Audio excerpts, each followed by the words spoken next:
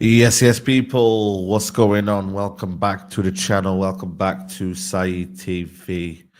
Um, we go again. We go again. And another embarrassing performance, another embarrassing scoreline. Man United convincingly beaten today 3-0. Yeah, we're going to discuss it all. Please smash a like on the video. Please subscribe to the channel if you're new. Double A is not going to be here. He's not feeling well, man. He was at the game, but United took its toll on him. You know what I mean? But now, big up get to well soon for him, man. Big up Double A. Get well soon, Double A. Well soon, man. But Ash, big up to you, bro. I'll see you were there, but yeah, man. How you doing, man? How everything good? Before United, innit? Before United, are you good, bro? Yeah, I'm all right, Said yourself. I don't know, mate. It's frustrating, isn't it? The thing is, I don't want to be surprised because we should expect this by now. This is how we've been all season. It's how we were last season. It was almost how we were the season before that.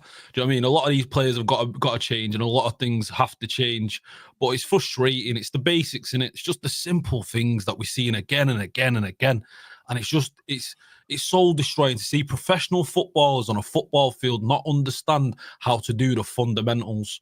And it's heartbreaking. I come away from the stadium there just lost because you're excited before the game. You know Bournemouth's a tough opposition. You know they're a good team. You know they've had a good few performances against a few big teams this season, but you expect that Old Trafford, United to do something, but it's again poor performances, and I can't blame the manager. I'm hearing fans around me starting shouting at the manager. I was saying it to you before, and I'm shocked. I can't believe people are already getting onto him. Do you know what I mean? For me, that's Ten Hag inners.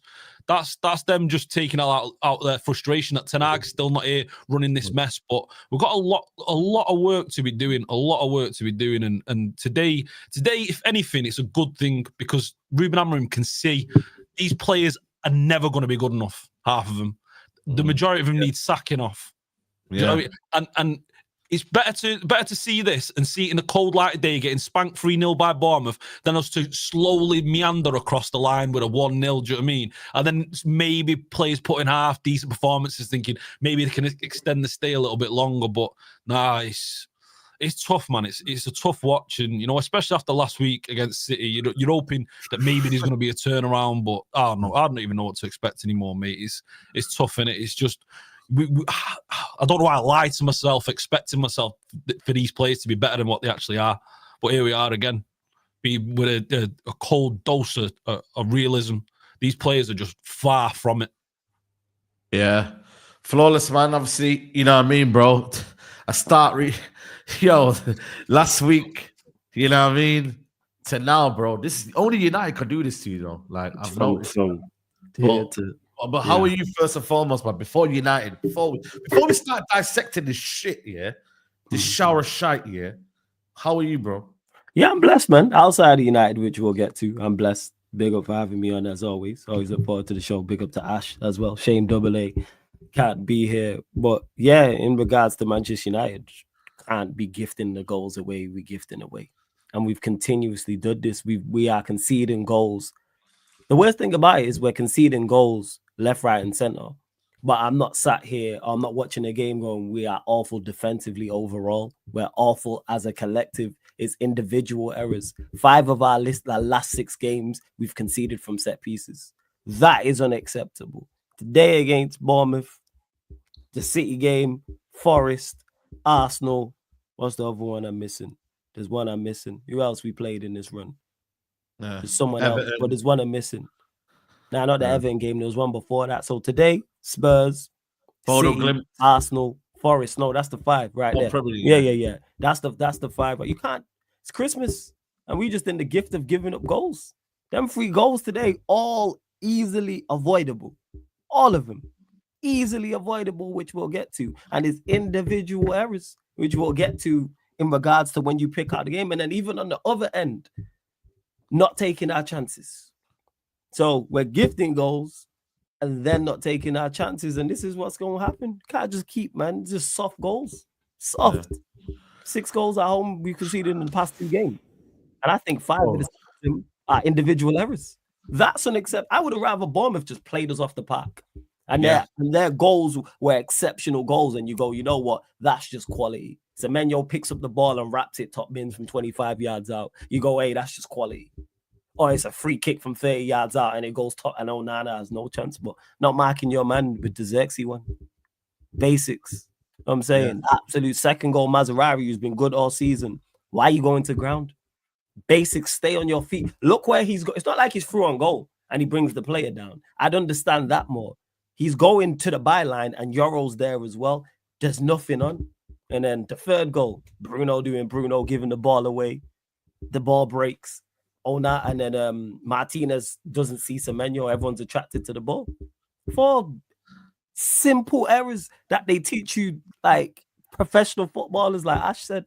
Again, and that's why my head's still on my ass because of it. Outrageous. Yeah.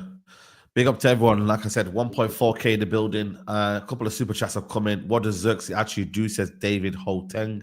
We'll discuss it. Where does Manu fit? He can't create, he can't pass, he can't run, lacks intensity, can dribble sometimes, and that is it. Am I wrong? Yes, Adewale, big up to you. Yeah, no, we might not talk about Manu today.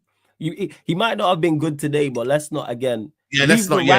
Leave the rivals to over exaggerate what we see. That's their fine, job. But as United fans, to say that Mano doesn't do anything, can't create, can't dribble, can't pass is outrageous. That's just wrong.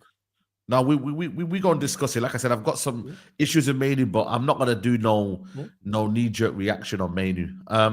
Big up Adewale says Bruno Fernandes is dog shit. Amorim needs to drop him and Dalot. Priority signing should be wing backs and Bruno replaced in the 10.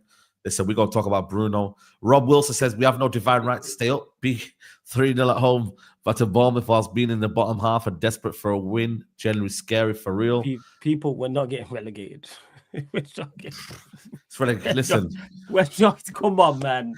Listen. Come on, like, can't we just talk about the game, please? I beg. Yeah. We're not getting relegated, man. Dinesh says Amorim is personal. Bring back Ruben Van Nistelrooy. And Jay said, "I'm done with Xerxes. He's 6'3", rubbish in the air. I'm also done with Bruno. Dalot offers nothing. Squad player best. Listen, I'm ready to sell. 3/4, maybe." A lot of these players, man, I swear down, bro.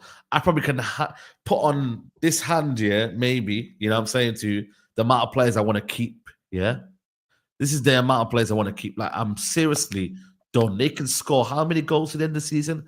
They could do whatever they want to the end of the season. I am done, with these average, players, bro. You see, Bruno Fernandes, number 1 hit list, needs to go, You see, what do you call it? Dalot?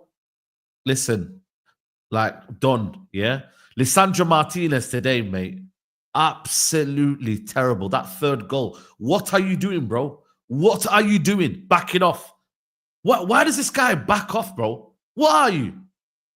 Like, bro, why are you backing off, man? Like, seriously, bro. What are you doing? Like, we're giving the ball away for no reason, It's like, cool. People can put out the stat sheet all they want today. I'm seeing a lot of people put out stat sheet. I don't care. Today, we were not good enough to win that game. We were not good enough. Bournemouth deserved to win that game. They took their chances. They defended when they needed to defend. And they controlled the game for majority of the game. I don't care. Put your stats, whatever you want. I don't care, mate, It's not good enough, And half of this that's been assembled, from Ten Hag and the Glazers, they need to be shipped out, mate, because it's absolutely rubbish. You can only, for some reason, get this team, trained to a certain level. After that, mate, it's garbage. It genuinely is, bro. Like, I left early today. I never leave early. I've never, ever, in 10 years, as a season ticket holder, over 10 years, I've never left early. Today, I had enough. I see nothing. Even when you look at Tottenham, how shit they are, but you can still see that they're trying. We don't do nothing. Our substitutions, we get worse. Garnacho and Hoyland today, I don't care what anybody says. Them two did nothing. And I will get onto Amorim for certain things. There will be criticism on Amorim for certain aspects. But ultimately, I need half of this team gone, if not 3/4 of this team gone, bro. Yeah? And I'm sorry, Flawless, yeah? I'm getting on to you as well. Because you know why? I said to you, Bournemouth are a good team. I said to you, we have no divine right now, yeah? It's crazy as it sounds, Flawless, yeah? But when we said about closing the gap, I said to you, yeah, this Bournemouth team, Forest, they're good teams. Yeah. We are not good. And I get it. We can say, Flawless, yeah? Them, man, you good, cool. We should be closing up the gap. But I'm sorry. They are there for a reason, and we are here for a reason. And that's the reality. We have to accept it. We have to own it. We have to accept it. They have a good manager, good players. They play as a team. We have a good manager, and we don't play as a team. And that's the reality of Premier League. You build consistency by having 11 that play together well. This team, they can't play together well. Too many egos, too many players that want to play for themselves, yeah? And unfortunately, yeah, the manager is literally, it's a losing battle. It's a losing battle. He can't trust his players. I'm sorry. Some players want to leave. Some players, when they come on, don't care.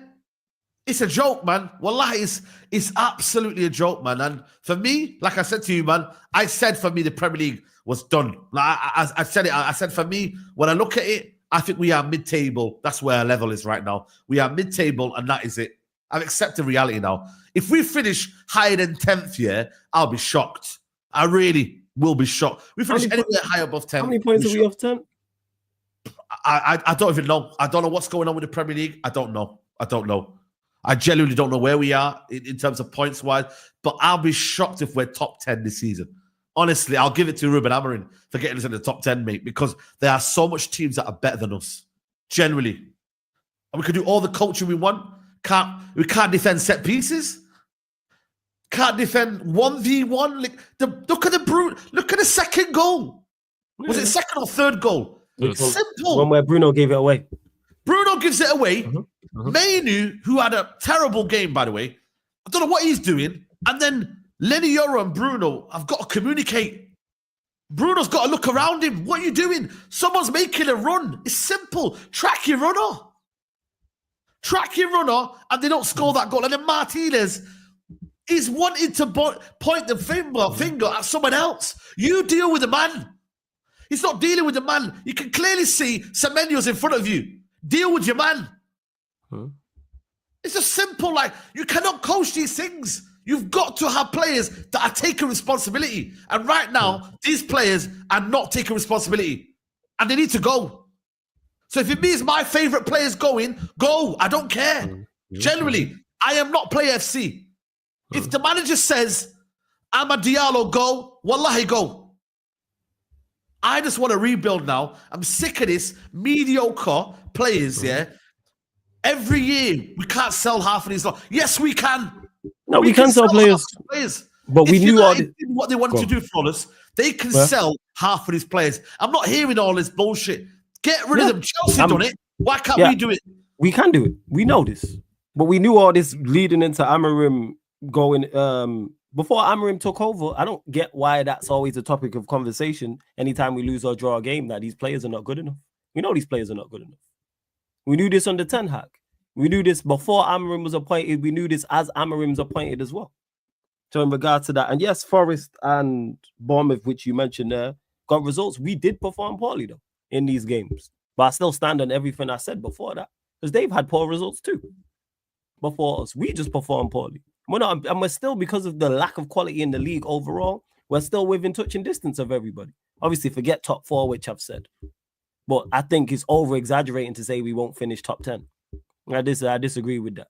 I don't think we're not capable of finishing in the top 10. Still don't think we're capable of finishing in the top 8, top 6. No, it's about getting it together and cutting out the individual errors. They can be cut out. That can be coached. Set pieces can be coached. 110%. That can be sorted. And yes, Amorim has to sort it because this is what we have. We go in January. Maybe we try and sign somebody. But yeah, I still stand, like I said, I still stand on everything I said beforehand. Yes, the results went against us. We didn't perform well. You got to take your chances too. Because that 1-0, that wasn't the MO. That 1-0 is a close, but you got to take your... But Bruno does indeed need to be dropped. Dalot does need to be dropped. Yes, he has to switch it up, but that's one thing this manager has done. Outside of Bruno, everybody's been dropped. Rashford's been dropped. Garnacho's been dropped. Mount's been dropped. Højlund's been dropped. We've seen him chop and change and make changes.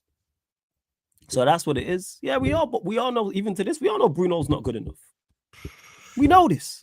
No shot at you, Kyrie. I'm just saying in general, we know these players are not. So I don't understand why that's always the conversation and always the rhetoric after we drop points. Or we need a clear out. We know we need a clear out. Because half of his fan base don't know he's not good enough. And that's a problem. The United fan base is a problem as well because they are enabling the situation we're in. But it's you enable players like Bruno to be it's on the manager and it's on the coaching staff and it's on the ownership to forget paying attention to the fans because they've shown that with Rashford. They've shown that with Rashford. Hey, Rashford, you know what? Drop from the squad. Garnacho dropped from the squad. Now it seems Rashford, this is the third side he's not made. So yeah, kind of I don't think it's all lost, no, but does it look bleak? Yes. Because of the losses we just had. But we weren't talking like this after the City game. Bear in mind, we conceded from a set piece. Go on, Ash. Sorry, Foz. I think it's a little bit on the manager, today. The reason why I'm saying it is because look at Matt. Did he need to play? He's been playing week in, week out so far. But could he been rested today? We're going with the same front three. Okay, take Højlund out. You've got Mazraoui. Mazraoui looked done on Thursday. Let's be honest. Mazraoui was cooked on Thursday. He was poor on Thursday. He was poor on Thursday, and then he put him in today, and then he gives away a penalty. Do you know what I mean? Like maybe he needs a few of these players. Maybe need a little bit more resting. Diogo Dalot again being put into the team. Why is Casemiro not in the team today?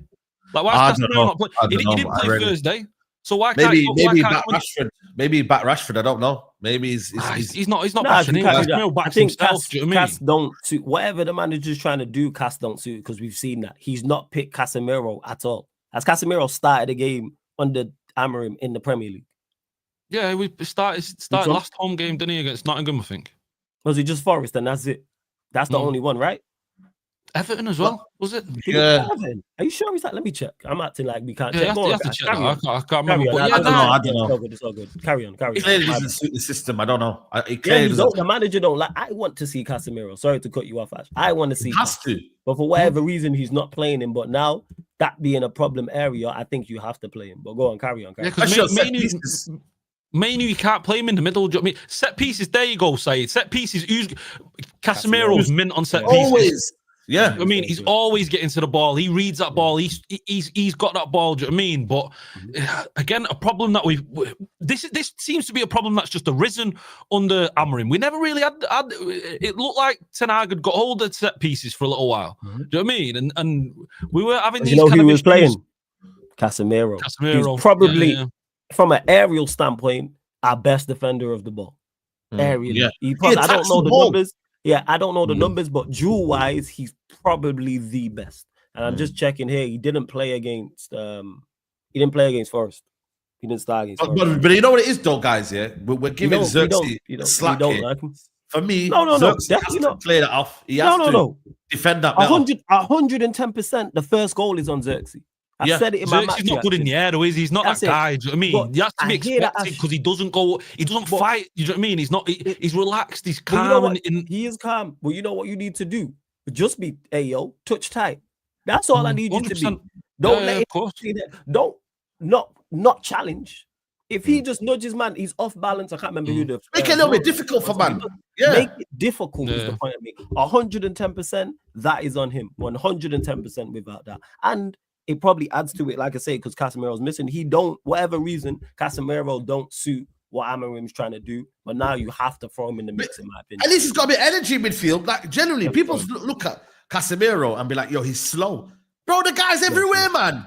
He's probably the most energy. He's got more. I'm telling you now, if I'm saying who's more mobile, Casemiro or Mainu, Casemiro's more mobile than Mainu in that number 8 role. It's just Mainu's not the most mobile, number 1. Number 2, that's just not his game. Casemiro's about going to win the ball back. He's all action. Maino on the ball is different to Maino. Maino wants to get on the ball, get in the final third, and make things happen, whereas Casemiro is all action. Yes, he'll get forward, but he's also, from a defensive standpoint, he'll cover ground. I think he does have to try Casemiro in there because Casemiro, like I said, don't suit whatever's going on, what Amorim's trying to do, but now it's not working. You have to. And not more often than not, he's been proactive, Amorim, with these things. But I don't think it's all lost. No. I don't want it to be one player is going to be why we click. I'm not. I'm just giving little solutions as to what could have made it a little bit better in that midfield. For me, Ugarte, taking him off, I'm sorry, guys, that was the wrong decision. The wrong decision. Yeah. Why is it yellow card now, Something so... Why did people... I don't think it's solely the yellow card, though, Saeed. I think he's gone for it. And it's turned out not to be right because he's made attacking changes. He's gone for it. The thing is, for me, you had 3 more substitutions. You could have kept Ugarte on. I'm sorry, guys. I don't care if he was in the yellow card. I don't care. He's our best player. Yeah, because we've seen him take Ugarte off before. I think he's just gone for it. Now, it's not been the right decision because we ain't got the right result.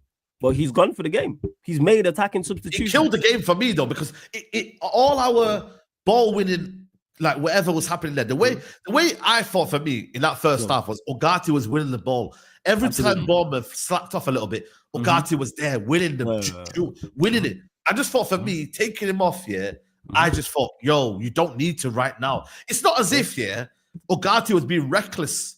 It was only one moment where he literally was a yellow card. It was one moment. It wasn't a yellow card. You know what I'm saying? And for me, I swear down, guys, I look at this situation, this scenario, that we haven't learned from a situation where if he comes off, like we all of a sudden going to get even more worse. So like generally for me, when I look at that yellow card, it's like, I'd rather take that risk. We are in a situation now where we have to take risks. We have to. And then go for it. Rather than, you know what? Because that killed the game off. It killed the game off for me. They went to the initiative and then they scored. As the subs was being made and I seen who was coming on, I said, definitely Højlund's on for Xerxes. And I said, Garnacho's either on for Ugarte or Meno. I said it'd be one of those two. And he decided to go with Ugarte. And again, I think the booking had it, but we've seen him do that before, where he took off Ugarte. And you do right. Like I say, the results didn't go the way because if the subs work, then we're here praising. So the fact the subs didn't work, the manager has to hold criticism for that. So I'm not against it. He has to be criticized for the substitutions. Guess what? Because your subs didn't work. Because if your subs did work, we'd be here praising you. So I fully hear that without that. But it still don't, even subs or not, don't excuse the way we No, I agree. I know you're not. I'm saying that doesn't as well. Individual errors, second goal. You know what I'm saying? Mazarari is like, just stay on your feet. Even if you let the man go, Yoro's there. Yoro's right. Watch it back. Yoro is right there. There's not no clear pass to any Bournemouth player. And they just tired that though, innit? Flawless. Do you know what I mean? Like I said, we saw him midweek. Do you know what I mean? Yeah, midweek he was poor on the ball. He was. But in regards to that, you mentioned it. Maybe Mazarari a break. Yeah. Diallo has to he has to play. Diallo was just poor today. I don't think it was tiredness. He was. Kirk has dealt with him, man. I can't lie. Poor today. Even a couple of chances he had where he had a few shots.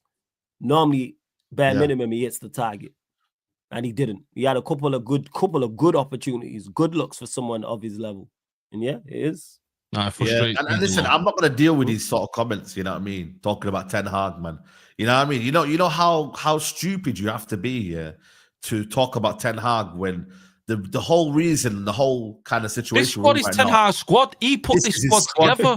He spent 600 million getting this squad together. That's not good enough to beat Bournemouth. Do you know what I mean? And we're talking about, Ten Hag's going to make a difference. Ten Hag was getting beat by Bournemouth 3-0. He was getting spanked by Crystal Palace 4-0. Like, what we're talking about, Ten Hag would not be improving this team. We need to give Amorim a window. We need to give him a couple of windows. Do you know what I mean? Let him build his team. But he can't be ignoring Casemiro, and he can't be overplaying the likes of Delo and Mazraoui because these boys they need breaks. Now, listen, I don't like Anthony. Don't get me wrong, but would he have been any worse today than Delo in that left or in the right playing ahead of Mazraoui? Would we played a little bit more attacking? Like, it's time. In regard to Delo, not because I rate Anthony. I agree with you, Ash. There, it's because Delo's been poor. And we have to start holding players account, which he has been doing for the most part. Delo's been poor. Bruno's been poor. It's time to drop them both. It's time to drop them both. I don't want to see them. I think it's Wolves away as the next game. Drop them both. Yeah, the second goal, man, Mazraoui, man, fucking hell. Honestly, bro. Yeah, like, for sure. genuinely, bro, what are you doing, man? You know what the maddest thing about Mazraoui is? I could see that was happening. I could see it. Because there was one attempt where he was about to lunge in, and then there was another attempt where he did it. And as soon as that happened, it was almost like the Suma and that against Caicedo last week. Yeah, you could see that was happening. Chelsea game. Do you see what I mean, bro? Just don't do it. Like, you're just better. Just let him go. Let him go. He's not going anywhere. Just let him go, because Mazraoui's normally decision making is spot on, especially in those type of areas. But Amorim, yes, you need your players, but you still have to assess this. We're conceding from set pieces. That shows a lack of confidence in Mazraoui's got in his teammates, thinking, if I'm going to let this go, we're going to concede in the middle here because they're not going to get it. Do you know what I mean? So he's having to lunge in, thinking that his teammates aren't going to back him up. Do you know what I mean? Potentially that says it all, doesn't it? Essentially that. But we conceded from set pieces. You have to play the person who's at best about us in best defensively. In regards to defending, he wasn't great against Tottenham, if I'm being honest. No, he was poor on the ball. He was solid defensively, but he was poor. That's the worst I've seen him was on the ball against Spurs. And today was his overall worst. But he's been consistently good. But today, you can't excuse that. You can't, because that's killed the game. That second one, as soon as that went in, I said 2-0. I said, we ain't coming back from this. I said it's a wrap. The show is over, and that's how I'm looking at it. But Amorim has to. You knew the job that. You have a very tough job. You knew the job before you got here. No, absolutely. So you have to get this thing. This like conceding from set pieces and these individual errors now need to be stomped out.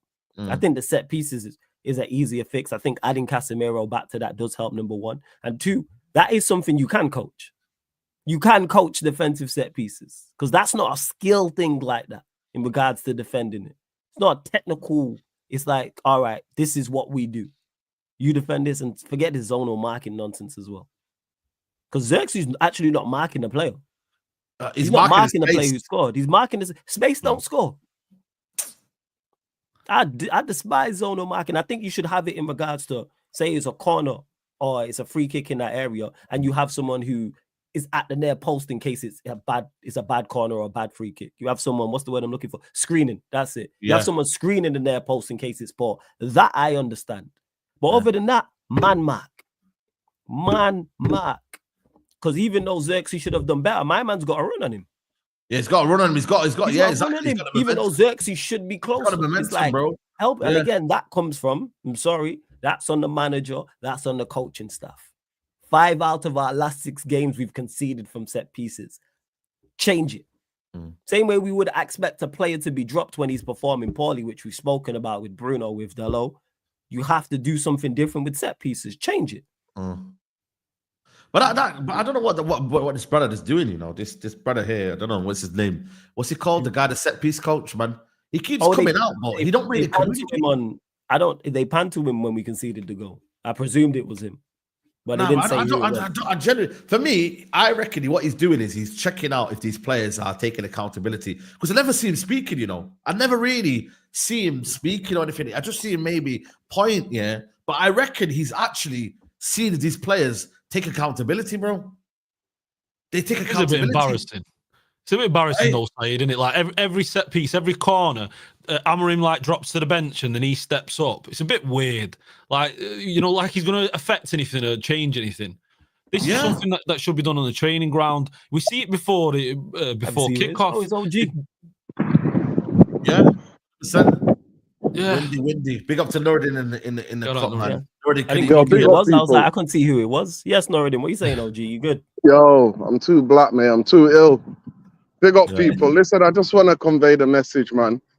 We all knew it was going to get worse before it gets better. But this is on Ineos, innit? There's a reason why you hire this coach, innit? And now we know after 10 games, we know a lot of these players are not good enough. I think today, partly, Amorim's to blame because he took Ugarte off and then we suffered. And the club want to get rid of Casemiro because they don't want to get rid of the highest earning players. They want to only carry 1 or 2. They can't carry 3 or 4. So that's the reason why Casemiro's it's above him now. It's above him. That's why Casemiro's out of favor. But Kobe Mainoo, like I told people, is more of a number 10 than he is a number 8. In this system, in the Amorim system, you need guys who can hunt the ball down, because he was doing that at Sporting Lisbon. He can, at times, right? He would hunt the. You need to be able to take off when you're losing at home. He would take off 2 of the number 8s. He'll take one off and go more attacking and take that risk. We need a coach like that. But Kobe Mainoo's not a number 8. He's not a number 8. Not in this system. Not in this system. Not in this system, because the two eights have to cover so much ground. I know. They have to have attributes that are super aggressive and about winning the ball back. Facts. So this is what they needed. And then you can't carry the lot and start at home 2 defensive guys. I thought perfect game for Anthony today instead of Diego Dalot. Diego Dalot's been a wash. We could have kept the ball more better on that side of the pitch. But I keep telling people about Areola. I wanted this manager instead of Ten Hag. Areola knows what he's doing. They set the traps, and in the second half, they took the game away from us. And I can't believe it's like Groundhog fucking Day. Groundhog Day. 3-0 again to them. You know, Hume is about 11,000 people, Saeed. Their stadium's the size of Hume. Yeah, I know. And they were loud today, saying it's a fire drill, man. And we own the stadium, bro. Bournemouth 6-0 aggregate, guys. You know, I'm not even. Guys, they were a lot on laying us at Old Trafford. Bournemouth is a tiny city. Big parts of that game. I played us for a lot, big parts of that game.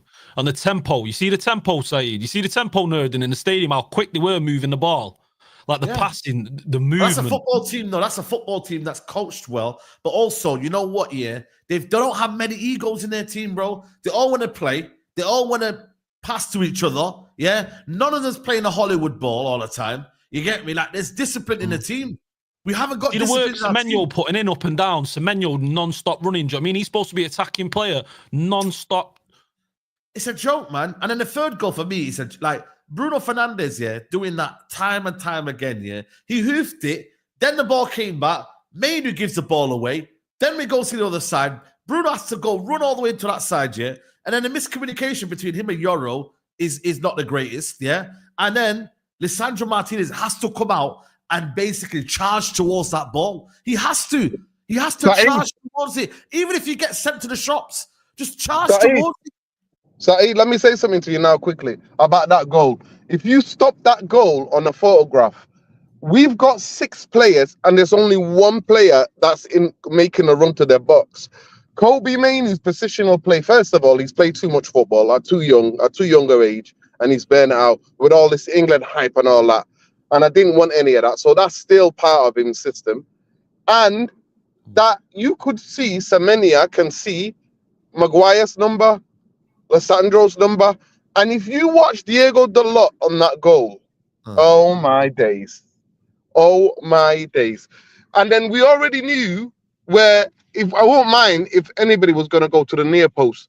The only player that was in anywhere with a guy who crossed it was the cut back at the penalty yard, at the penalty spot. The cut back in the 10-yard space. And that's what happened. Listen, they asked Areola before a couple of days ago, they asked him, your team's not scoring as you did last season. What's happening? He said, you know what? My team does so much work off the ball. Actually, when we get to goal, we might have run out a bit of a gas. But he said, I don't care. We need to keep working hard because that's the standards. I agree. So that's where this the levels. I remember it took him 4 months to come in and to put a system in play, but he was backed. The owners of Bournemouth fully backed him, fully behind him. Yeah, I'm going to get these. And we got Ineos down. So I told you that it will come to a time where Jim the Rat and the rest of the quarter sexuals will be looked at. And this is the time now. Why did you bring Amorim? Why did you bring Amorim if you're not willing to take a risk to break the PSSR bullshit? Everton broke the PSSR. And Nottingham Forest broke the PSSR. Chelsea, these teams take the fine, take the hit, but get what they want. Why can't we do it? Yeah. A couple of super chats, guys. It's 2.8K in the building, man. Not even 1,000 likes. You lot are taking a piss, man. Like, genuinely, man. So you lot hit the like button. If you're here to see United pain, yeah, just hit the like button. It costs you nothing. Like, genuinely, man. Costs you nothing, guys. I mean, also, Saeed, we need to accept that we have to suffer as a fan base by exposing crap players. Ruben is the right manager, and I'm willing to suffer. Are you? Paul says United's poor form reflects not just the player issues, the energy fans project. We lack humility, mocking rivals of fixing our own issues. Focus on us, enjoy the pain and channel and energy. We will rebuild and succeed. Say what we're doing here. We criticize only players, but we don't like. But Xerxes was dog shite. Miney was woeful and Mazarawi shite today. Say Ruben ain't we all even in the first 40 minutes of the show criticized all three of those? Did we not criticize all three of those players? Mazarawi, Xerxes. People only want to hear what they want to hear, innit? I don't know, maybe, yeah. Much as we have, like, one thing we don't do here, we won't be allowed to. We need to speak on Malassi as well. You literally just heard Saeed say, "Hey, Flawless, I'm calling you out on saying you said." Like, what are we talking about here? I'm calling everyone out. Sorry. Everyone. Yeah, if I called it wrong, you know what? I called these 2 games wrong. First, I ain't got no qualms about that. Yeah. Ruben may say Casemiro's not the guy. And that's the end of it. Listen, I am not gonna hide away from certain players. If you want me to, if they are not part of the next rebuild, I don't care. Generally, I just want a team that could compete week in, week out, that is ready for this new system or this new era of under Ruben Amorim. That's what I want. Yeah. So if it means favourites going out, then let it be. But I don't think United fans are ready for that. Because I said, 6 months ago, Bruno and Rashford, uncomfortable conversations but they cannot be part of this Man United team no longer. Go and check the quote tweets. If someone can find me that tweet, I will put it right now on the page right now, and you will see the comments. But now, when it's fashionable, and when it's okay, and when it's popular to say Bruno Fernandes cannot be part of the rebuild, everyone starts coming out now. Why? Why did you see this time ago when he was hoofing the ball but then getting 1 goal at the end of it? Because they blamed everyone around him. And now I've said this before, when it comes to Bruno, everyone around him has now gone in regards to whether these players are good enough or not, the new players, all the excuses have gone. Because remember, when Amorim came in, a lot of the conversation is, these are the same players that got all the other managers sacked. And when you look at it, they're not. But now who's one of our longest serving players? Bruno. Bruno's been here since Oli. A lot of these players are new in regards to whether it's Ten Hag signing or whether it was Ten Hag signing, for example. Like that's where it stems from with that. But now all the excuses are gone. Hey, what is this? This is January of this year. You did 1.6 million views on that tweet. 1.6 million absolute crybabies. I'll send you some money. I need you to put my YouTube link in that, man. This guy got 1.6 M's, No, I'm gonna expose these United fans, man. I'm sick and tired of these United fans. I'm sick and tired of them. Look at the quote. Look what I'm seeing.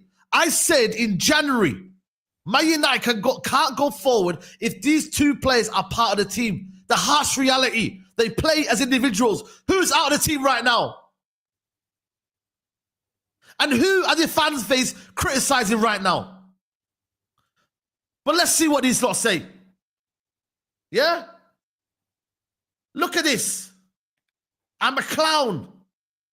Our 2 best players. I'm sorry, Paddy. I'm calling you out, bro. What was that last one? Scroll back up. Look at this one here. All right, go on. He's right. These 2 are the problem. Why can't anyone else see United to rebuild around Scott McTominay and Facundo Pellistri to bring back the goalie days back? He's been, you know what I mean? They're trying to be clever. Yeah, you're trying to be clever. Yeah, you know what I mean? They're trying to be clever. He's trying to be clever. Look at this one here. Been saying for ages, the team needs to be built around Amrabat and Lindelof. We're serious. Another one trying to be clever. I'm sorry, Jack. I'm going to have to call you out as well. They were literally only out yesterday. The entire game plan was through the pair of them. Again, I'm sorry. Look at this. Look at this one here. Only our fan base would want our 2 best players sold before anyone else. Look at this, people. I'll keep going. Keep going through the quote. Look at this, what I said. They are holding us back. If you watch football, you'll realize why. Don't listen to these tacticals with their spreadsheets. It's Saeed, misleading. There's more quote tweets. Keep going, man. That was entertaining. That you try to be clever. Go back to the last one before we go to this. Please, man. There's more quote tweets. I want to see the rest. Man. I want to see the Honestly. quotes. Keep going. Yeah. I keep going.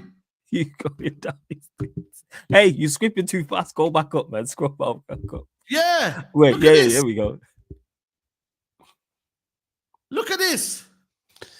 But another one trying to say it, Saeed. Another one trying to be clever. Broski. Look what I'm seeing right now.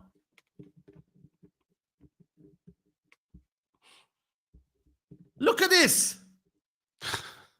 I'm telling you now, yeah, if you go to their tweets right now, please go to their tweets right now. I want to see what they're saying. And that last one, go back up to that last one because I want to get to this because this has been a common theme where people say that our two best players. I got it wrong. I'm happy with that. Yeah. Let's say that arguably they are our two best players. If our two best players are shit and the team's performing shit, they all need to go. We have been performing poorly. If you're the best of a bad bunch, does not mean it. That's not a positive. That's not a good thing. That's not a pro. That's what I don't understand. People are, oh, where would you be without them? Where are we with them? Let's be honest though. Amorim knows this.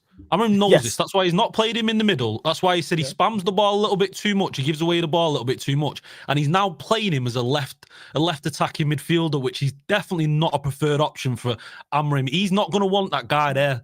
Do you know what I mean? So he knows this. He's fully aware that that the Fernandes is not good enough. We won't be seeing. I will be amazed if we see Fernandes starting as our left attacking midfielder next season. That's just not going to happen. So we've got a manager, and that's why we've got to back this guy because he understands and he sees it. Yes, sir. I just honestly, bro, I don't know. This is what's happening when we have our favorites. Nobody wants to get rid of them. We have to have uncomfortable conversations about our players. If you're not ready to have a rebuild, I'm telling you now, guys, it's not going to happen. Unless we get rid of all of these big names here and these players, what the manager's trying to do now, Rashford is going. Bruno Fernandes, you can clearly see, he don't fit the system. Why are you shoehorning Bruno Fernandes in? He's not a left 10. The manager needs to drop him. He's not a left 10. And for me, in the 8 role, I'm sorry, you're then taking away someone else's position just to put Bruno Fernandes in. It's not good enough. Garnacho, when he came on, what are you doing? Had to be. It's for me, if we don't have these conversations here, I swear down, bro. Lisandro Martinez, I hold my hands up and say, you know what? Not good enough now. Yeah, he's done. Need upgrading. Need upgrading. I'm ready for them conversations, but a lot of United fans are not ready for that conversation. And that is why we're not moving forward. We are not moving forward. Yeah. Big up Elite Pundit. He's another one that's been calling it out. But again, they'll put some stats right in front of you. Who gives a shit about stats when we're fucking 13? Yeah. Stats for what, man? Stats are there for the individual. Yeah. It glorifies the individual. But as a team, what we witness with our own eyes, I'm sorry. We don't see anything. Our wing backs are terrible. We need 2 new wing backs, man, them. 2 new ones. Malacia, I know you had that conversation, but how am I relying on Malacia who's been out for 500 days?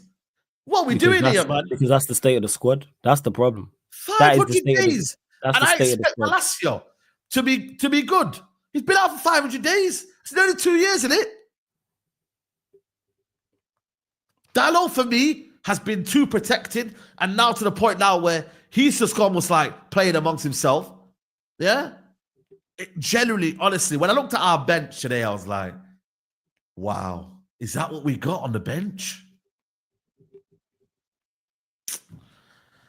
Go on, Ash, man. What do you say? You know what, Saeed? I feel like you see Amorim going watching the under-21s. He's desperate. He knows his squad's not good enough. That's why he's there going watching the under-21s. He's looking, scoping out, seeing if there's any of those lads there that can fit into the team. Problem is right now, we've got like a little bit of a like a hole where the under-21s aren't good enough. He said it himself when he first came in and had his training session, and he said these under-21s aren't good enough. They're clearly not up to a level. Now you go to the under-18s, and the under-18s are smashing it, but it's too far. It's too big of a gap to be bringing those young lads in. So we're in a situation where we're waiting till January, till the transfer window's opening.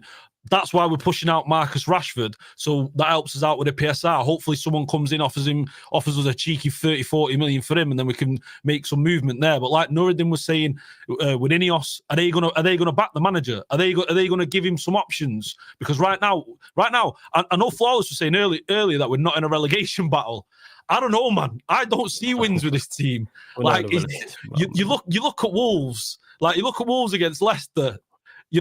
They've got the new manager bounce now, and then we've got Newcastle. Where do we get wins? I mean, we struggled against Ipswich away from all. Where do we get wins from? No, we ain't getting relegated. No, I'm not saying we're getting relegated. What I'm saying is it's gonna be tight. It's gonna be close. I'm desperate to get to them 40. Are you confident about Wolves? Are you confident about Wolves? I'm not confident of Wolves. Are you confident about Newcastle? No, not Newcastle. No, confident about Liverpool. That's our next 3 games, Flawless. Wolves. I think we'll get a result I'm confident. Not confident. You don't open Wolves and get results. Not confident. That's why I'm trying to think of another word. Not confident. No, of course I'm not confident after these 2 games. So we can we get a result at Wolves? Win our next 3 games. You know that. Yeah, of course we could. But I think can we get a result against Wolves? Yes. I don't think it's all lost. Newcastle. We're having a manager bounce. We've got Newcastle are flying at the minute with Isak. And Newcastle will be tough. Newcastle and we've got Liverpool after that. Will be tough. But Wolves, I think we can get a result. Same way we were talking this way in the lead up to. We were talking this way in the lead up to City. This is the exact same conversation.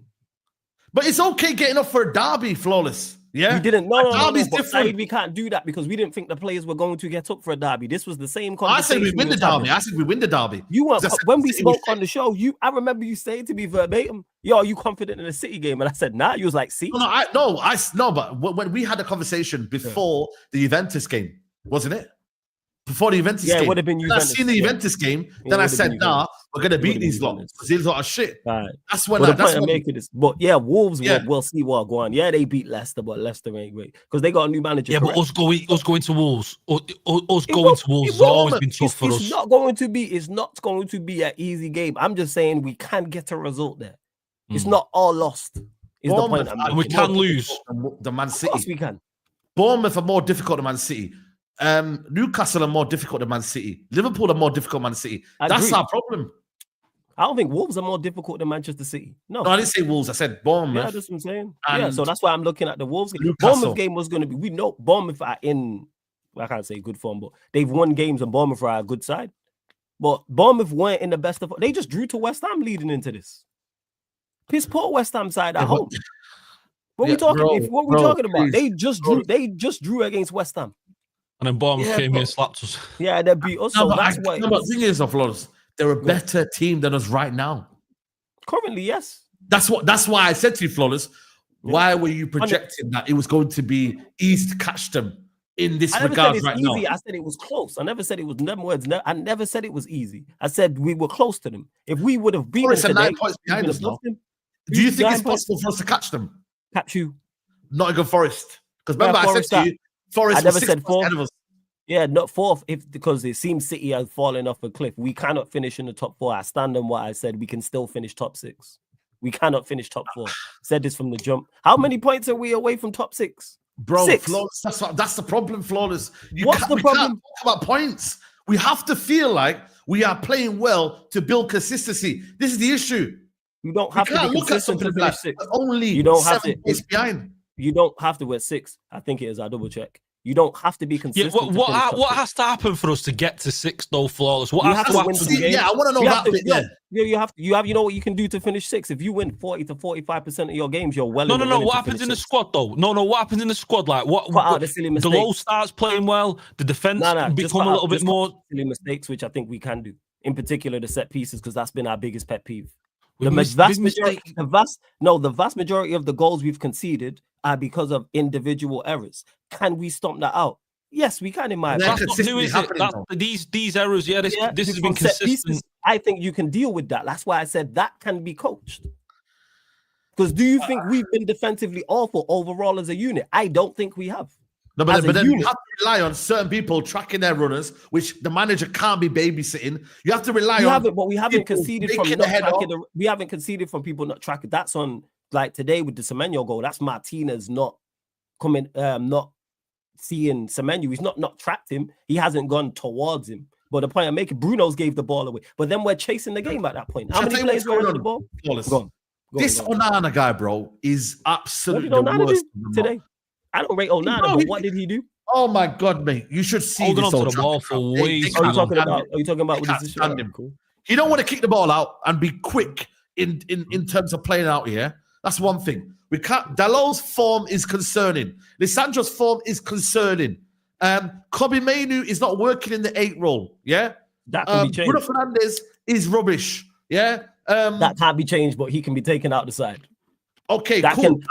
Can see the problems you're saying. If I thought the problems were not fixable, I'd be with you.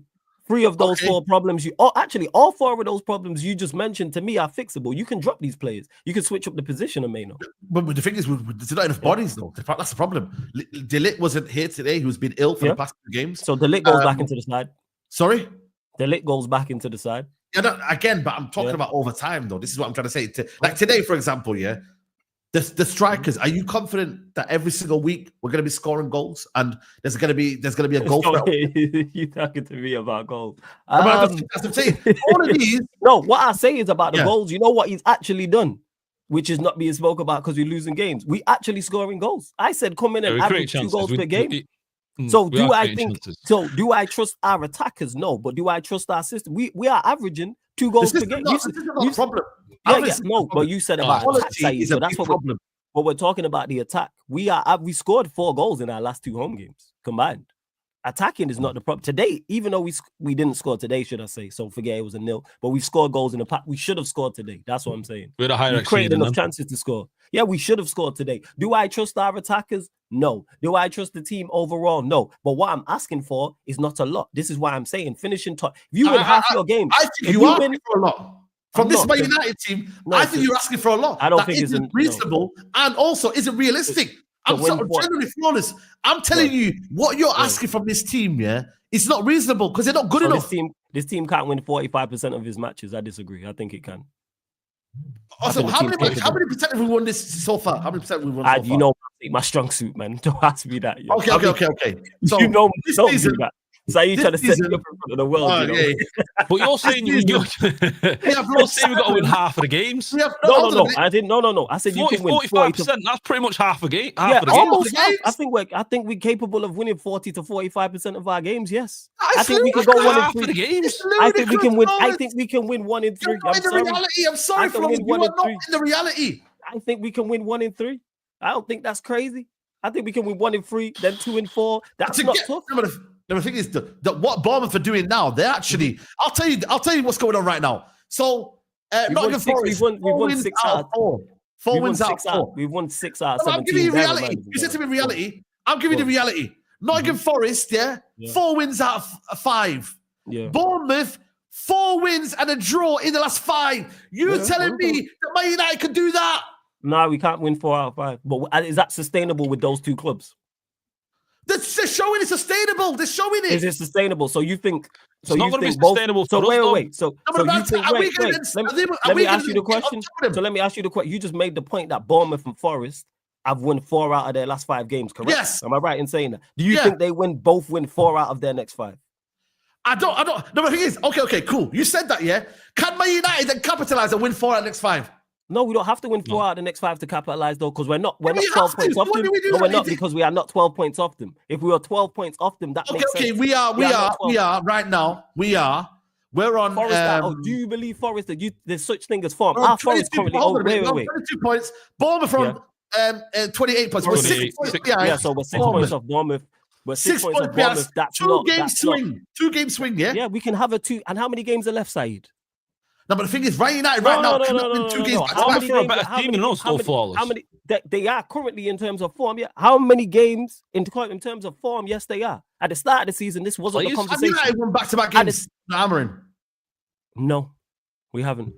So that's what I'm I saying think to we're you. capable. So you're telling me we're not capable. So from We're now not to the end of the capable. season, No, the reality you don't is think we're capable. capable.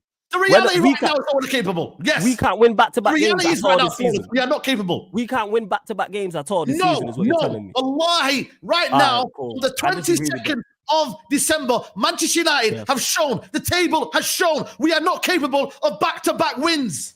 No. So we can't win back-to-back games at all this season, no. I'm not saying at all this season. I'm saying the So reality that's of the it point I'm right making. now. What we are So showing, that's what I'm you have to pointing. deal with it now, though, Flawless. I can't we are speak dealing in with it now. February, March. I can't. No, but we're talking about right now. The point I'm making is Bournemouth, as bad as we are and have been, they're 6 points above us. That's not a unclimbable mountain. They're 6 points above us. You talking like they're 26 points above us. You talking like I'm talking about six points. How many games are left, Saeed? Wait. How many games Well, are look left? at the fixture, Saeed. Let's see which 2 games we How can many win in games? a row. Because I'm not saying it's gonna be I tough. down, Flawless. I think you have to come back to reality. Answer the question. How many games are left in the season? How many league games are left? I think we're nearly halfway in it. So 17 games left, 18 games Yeah, left. around that, 18. Yeah. Okay, so I think over at 17, 18 games, we can climb above Bournemouth in terms of 6 points. Yes, 100%. Because you didn't have Bournemouth or Forest where they're at. So if we was having this conversation, if I would have told you we are 13th, you wouldn't have been trying to hear this at the start of the season. Because at the start of the season, Yeah, you were things talking change. about fourth and Weather changes. changes. Were you talking about third? Wait. You were talking about third and fourth just 3 months ago. I agree. What are we talking about here? Now we can't finish top 10. No, I said start of the season. United could be third. I got it wrong. Crazy. I then have to deal with the new evidence that's been brought to me. And the new evidence that's brought to me is that this team right now, cannot finish, So in the we top. finish the season. And then guess what I said? Guess what I said after that then? I said when Ruben Amorim comes in, get me top 6 and the Europa League. That's what I said. And that one, I think now, after new evidence that's been presented to me, is now difficult for United to get top 6 now with this team. So where do we finish in your opinion then? I said it to you already. If this manager gets in the top 10, I swear down, bro. Yo, I'll be gobsmacked, if this United team finishes the top 10. Gobsmacked. All right. That's what I'm saying. That's all for me. This is just my judgment. If this United team gets in the top 10, cool. Say no more. But I'm telling you right now, this team is too inconsistent. It's not, for me, showing the quality that's available. We're not scoring goals in terms of consistently as well and having a reliable goal scorer. We are super focused on Amad Diallo. If Amad Diallo don't turn up, it's not going to happen, etc., etc. So, generally, there's too many flaws in our team right now for us to be looking at anywhere else. That's why I was chosen. That's why, you know what I was doing there, Flawless? I was just doing game to game. You see when, what's his name, Marcel comes on the Man Them Talk here and talks about the next 4 games. Marcel, you're delusional. Now, real talk, you're delusional. Marcel comes in and says we're going to win the next 4 games. I said, that's what land do you want, when mate? he back Ten Hag, you know what he's on, man. No, but that's what I said to him. I said, don't bring that Ten Hag nonsense here. When you believed in Ten Hag so much, I said to you, that team there wasn't capable. And I'm telling you right now that this team cannot get 4 wins on the bounce. We don't game by game. I hear, and I'm on the game, and I'm not saying we have to get 4 wins on the bounce. I'm even looking here. There's only 4 teams in the league that have won over 50% of their games. What I'm asking for is not that tough. This guy, man. Big up to the LG. That's the point I'm making. To finish in the top 6, you are not consistent. Otherwise, you're in the top 4 battle or higher. That's the point. There's 4 teams in the league so far who have won over 50% of their games. 4. It's not difficult. Like, it's not good, but it's not super difficult. Is the point I'm making. To win 40 to 45% of your games, to go 1-3, 2-4. I swear that your opinion, Flawless. I swear down, bro. I get it, You want to be. I'm saying it's a disagreeing of opinion, and that. I swear down, bro. But the point I will buy you. What's your best? What's your best? Like, I don't know. I generally, if United get top 6, honestly, bro. Like, now I want the Europa League over top 6, but we're talking top 6. Go on. I got top 6. Yeah, go on. If United finish top 6, what? I got you. Yeah. If you, whatever you like, PS5, I got you. Yeah. Nah, I couldn't. No, wallahi. I couldn't. No, this is do my that, pledge. No. Wallahi, I'm telling you. If United get to top 6, wallahi, PS5 is on me. You're buying me a PS5. I'm buying you PS5. If United get top 6, I will buy you a PS5. Is that something I should accept if we finish top? I feel bad accepting a PS5 from man. Is that bad? Listen, I'll put two aside. I'll gladly put 2 for that. Do you know what I mean? Because if we finish top 6, I'll be hyped about that PS5. Flawless the one that believes we could get top 6 here. I will give you a PS5, yeah? For me, to you directly, I'll get you a PS5. Because it's not happening. Bro, Flawless, hey, we're not getting top 6, bro. Chat, firstly, chat, we're not sure you remember this. 50%. Yeah, Robby. Make sure you remember this first and foremost. I'll probably forget. No, I won't. I know you won't. I know you're a man of your word, and you won't. I'm man of my word. I'm saying I'll forget. The point that I'm making is more so, yes, and I back the manager. I have belief as much as I've done. You know, I don't rate the players. Everyone knows I don't rate the players too highly. It's my belief in the manager. That's what it is. Manager can't perform miracles, or can he? With what he's got at the moment now, there's a lot has got to improve. I think a miracle is top 4. I think that's a miracle.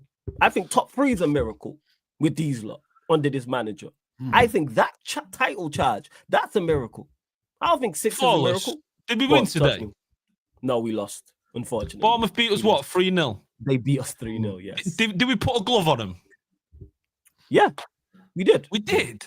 We did. In terms of chances, in the first half. In terms of chances, we did. Yeah, in terms of like at 1-0, even before 1-0, if Bruno sticks away one of those 2 chances and it goes in 1-1 or 2-1, if Bruno puts away those chances, do you know what I mean? Relying on him again, it's just but normally that's the thing that he's supposed to be good at. You know what I'm saying? But hey, we move. But I just don't think it's such an unclimbable mountain. No, I don't. Because I don't see teams out there that we can comfortably beat. I don't see teams.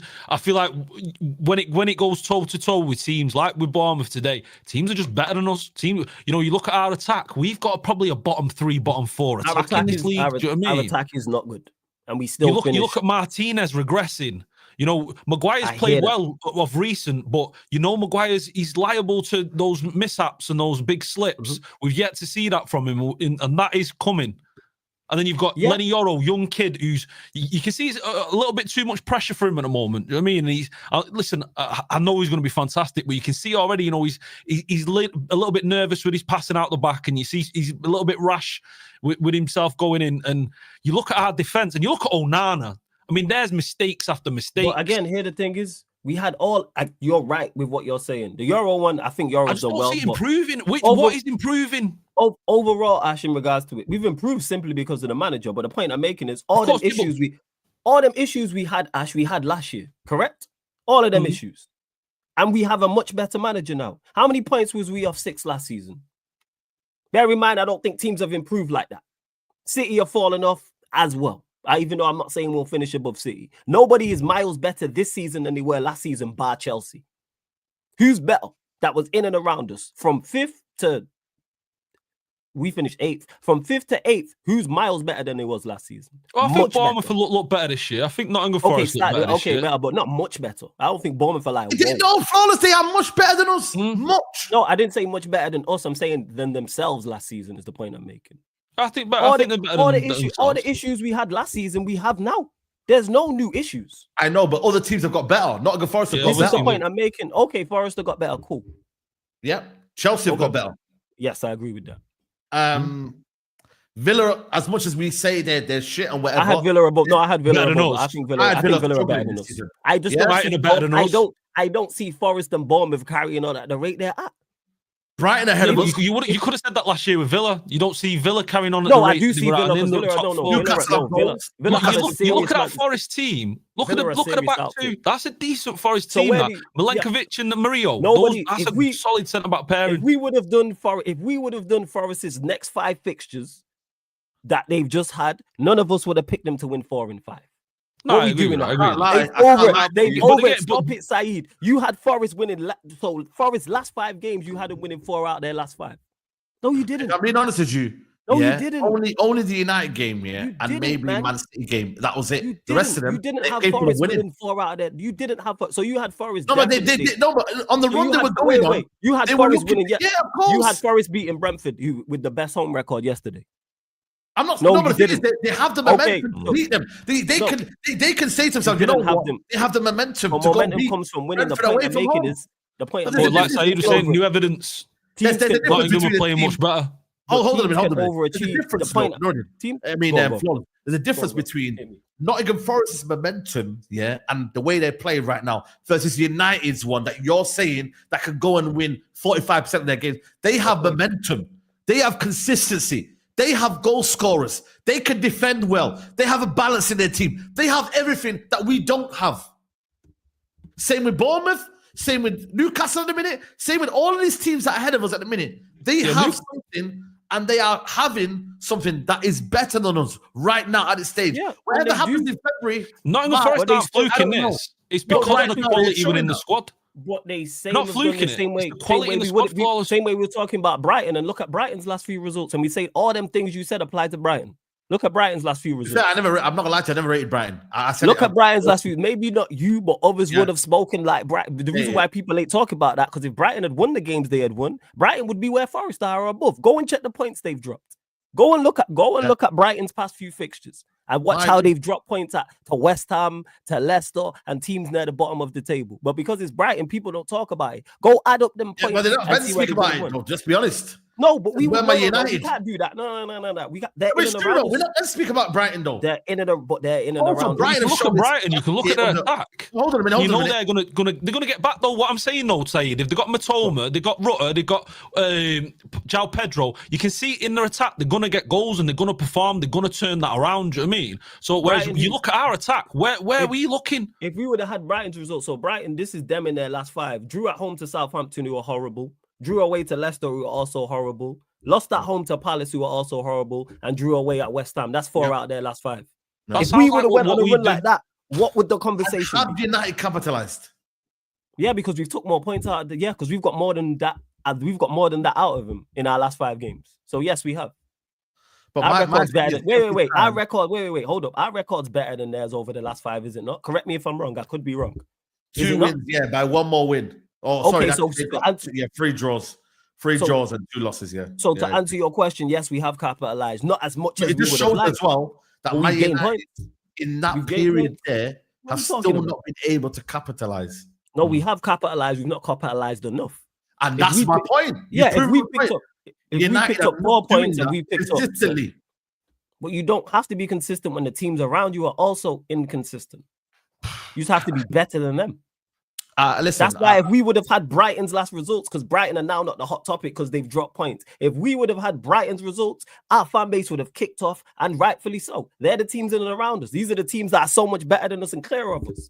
Losing, not beating Southampton, not beating Leicester, losing to Palace at home. That's relegation fodder. If we go and have them same results, we on it. We crucified us. Did we not draw away at Palace? Am I correct in saying that? They lost at home to Palace. What would the conversation be? What are we talking about here in regards to that? My thing is, I don't agree with your level of consistency with this team in terms of, like, I don't believe that this team... I don't think any 6th place team has ever been consistent. That's why you're 6. No, this when you look at this season, there's no 6th place team. That's why you are 6. If you are a consistent team, so let's look at the top team who overachieves. Like that's it. Go on. Top 3, right? They're pretty much nailed down to finish in the top 3, right? Arsenal, Chelsea. Arsenal. Yeah, I agree with that. That's Liverpool. Yeah. Okay, right now, as it stands, right, Nottingham Forest are 4th. 4th. Yeah. You've got Bournemouth, Villa, but this is, by the way, this is okay. This is the amount of teams that are ahead of us, right? Nottingham Forest, Bournemouth, Aston Villa, Man City, Newcastle, Fulham, Brighton, Hove Albion, Tottenham. Yeah? 8 teams. Have I mentioned 8 teams? Is it 8? I think it was 8. Because we're 13. So you take out maths ain't my strong suit. Do your thing. Okay, cool. So now that means there's only 3 places, right? Yeah? Out of them 8 that are available, right? Yeah, yes or no? Yeah. I was doing the math. Sorry, I'm doing the math, fam. Yes. Yeah. So that means, 5 teams are going to miss out in that phase, yeah? You believe Man United are not them 5 teams that are going to miss out in that last 3. We got to finish up with 5 of the 8. Yeah, I think we can do that. I think they're currently. Who do you believe then? Who's that then? Who the teams? Let me pull up the league. Fulham, Brighton. Can we finish above Fulham? Yes. Can we finish above Fulham, Brighton? Yes, they're 2 right there. So they're 2 right there. Yeah, who's Fulham, the third, Brighton. Who's the third one? Name the rest. Let me pull up the league. 1 second. Yeah, let me. I'll pull it up right now. I'm pulling up the league right now. In regards to, I'm doing the same. There so you who go. we got? Do I think we can finish above Brentford, Spurs, Brighton, Fulham? Actually, I missed one team, by the way. It's Brentford as well. Brentford. Do I think we can finish above Brentford, Spurs, Brentford. Brighton, Fulham, Newcastle? Yes. Yes. Are you confident of us beating any one of those teams? I ain't confident about. Confident, no, but do I think we can do it? Yes. See, I don't know. No, why am I going to be confident after what we've seen? No, confident, no. I think the system. Yeah, but I think the system's good, and this is me backing the manager. That's where my belief comes from, and the quality we have.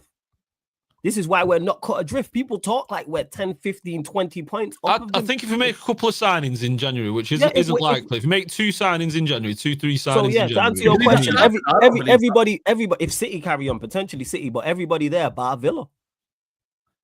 We need everybody a wing above back. us, bar obviously we take get out ourselves the a wing top back. Bar Villa and City. Do I think we can finish above them? Yes. You saying, what did you say? Forest and Bournemouth have won 4 out of their last 5. I don't think that's sustainable. Them man are currently Forest are how many points? 9 points above us now. Yeah. So Forest have won 4 out of their last 5 and they're 9 points above us. Bournemouth have won 4 out of their last 5 and are 6 points above us. Do I think they are going to continue winning 4 out of their next 5 for the foreseeable? No, I don't. No. Yeah, but you know what it is though? They can afford to do that. They can afford to do that, yeah, and not win 4 out of the next 5. But they can win 3 out of the 5. They can win 2. I think winning 3 out of the 5 is tough. How many games in a row have them man won? No. I'm just gonna give you a scenario. They're just in a good form. Okay, I give you that scenario, yeah. But you know what, Flawless though? We are not going to win 3 out of 5. We're not going to win 4 out of 5. We're not going to win. Maybe right now at this minute we're struggling. So you don't think for the rest of it? So you don't think for the rest of the season we can win 3 out of 5? The next 3 games, Flawless. These are going to be sticky games. You got Wolves away, Newcastle, and Liverpool. I don't like Newcastle or Liverpool whatsoever. I don't. I'm not disputing that. I don't like. But them man are going to drop points too. They're not going to win all their games. Yeah. That's why they're this close to us. Well, hey. Take Forest out. Forest are 9, so Forest are a little bit ahead. The rest of them are not that far away. They're 2 games away. And I need to respond to this comment as well, mate. Listen, I couldn't give a shit about XG. Yeah, so all of this XG and all that nonsense, please miss me with it, please. Today we lost 3-0, my friend. Yeah? So I don't understand this situation. And the reality is we're not scoring enough. We have to buy the quality. Right now, we have the players we've got. So that's all I'm letting you know. Absolutely. So please, I am not trying to say to you like this manager is rubbish. I'm just letting you know that half of these players need to go. I'm looking here. So I'm not overreacting. I'm reacting to the fact that we are players of shit, bro. So New Year, Southampton, Brighton, Fulham, Palace, Spurs, Everton, Ipswich.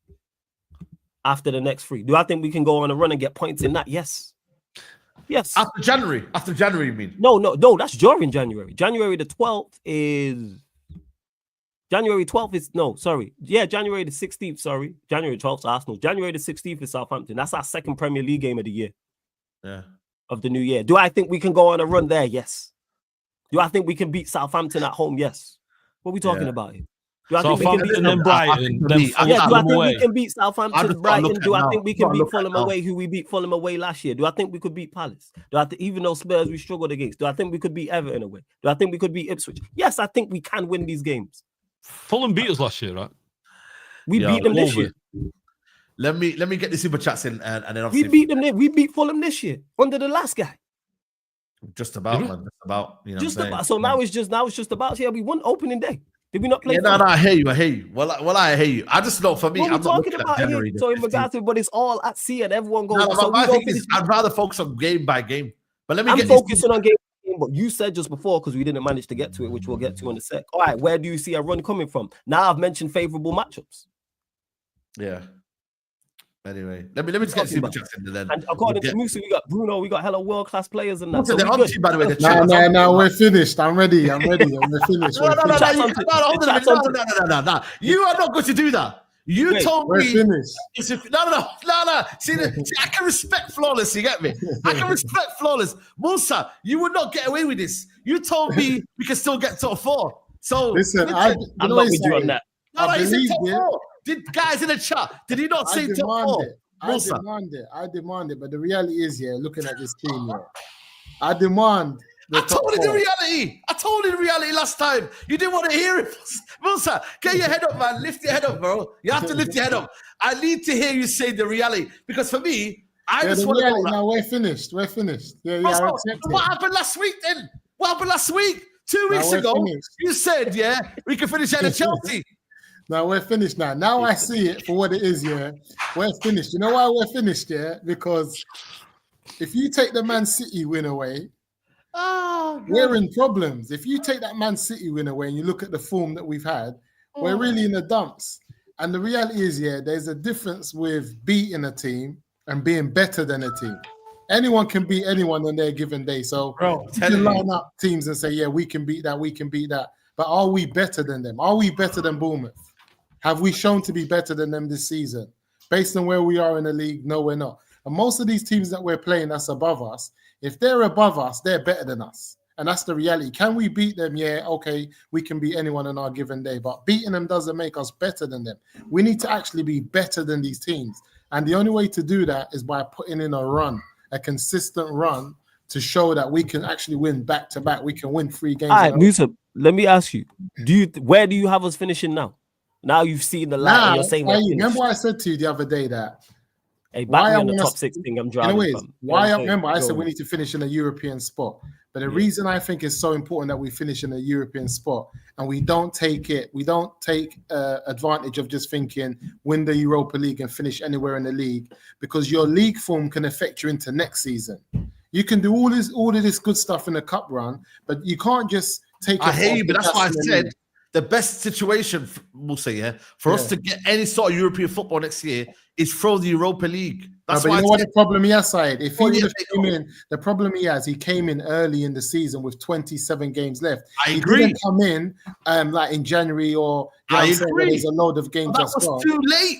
But you can't get beaten up for 27 games and expect we're not going to get beaten up for 27 games. I hope we don't. No, but when you see we are going to. We are pre-season. You might not deep in it. He has not had a pre-season. These are not his players. Yeah, agreed. He's having to change the system in when did he come in? You know what I mean? During the season. This is a lot of problems in the season. You got Rashford coming out saying you don't want to play. Yeah, cool. That's not a loss. So many, Rashford's not a loss. I'm not based on the statistics, based on the stats. What I've learned is that his system actually works based on the stats, because the stats that we're having now, we can't overlook them because we never had them with Eric Ten Hag. I want to look at how we play. No, but look, but one of the things that I've learned, we are playing better though, aren't we? So you can't say we're not playing better. We are playing better. Yeah, we are playing better, and the stats prove that we're playing better, but still not playing good enough. I agree. I agree. But even the stats that we're having now under Amorim, we never had them under Eric Ten Hag. We didn't have most of the possession. We didn't have most of the shots on goal. No. We didn't have most of the shots on target. We didn't have these things. So it shows that we're not conceding 20 shots a game as well. Yeah. So his system actually allows you to put yourself in a position to score more goals, to concede less goals, to have more possession of the ball. But the reality is the players that we have, after 600 million spent again, we're here looking for new players. That's what I find difficult.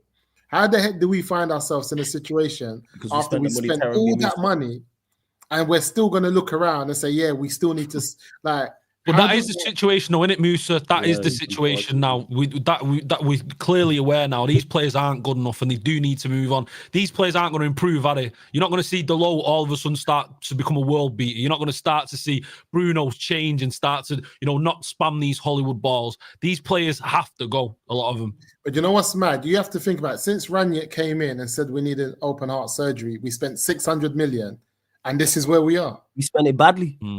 Yes. Musa, let me ask you, forget your expectation, because I know what your expectations are and standards are. Where do you think we finished? Don't even have to give a definitive position, but I don't 6 and 8 for I don't think we finish three positions better off than where we are now. We're going to finish 10th or 13th in the league. We're not. You see where we are. We're not moving from this position now. Can you tell us? Yeah, I agree. We've cemented ourselves here. I think we might get 10th.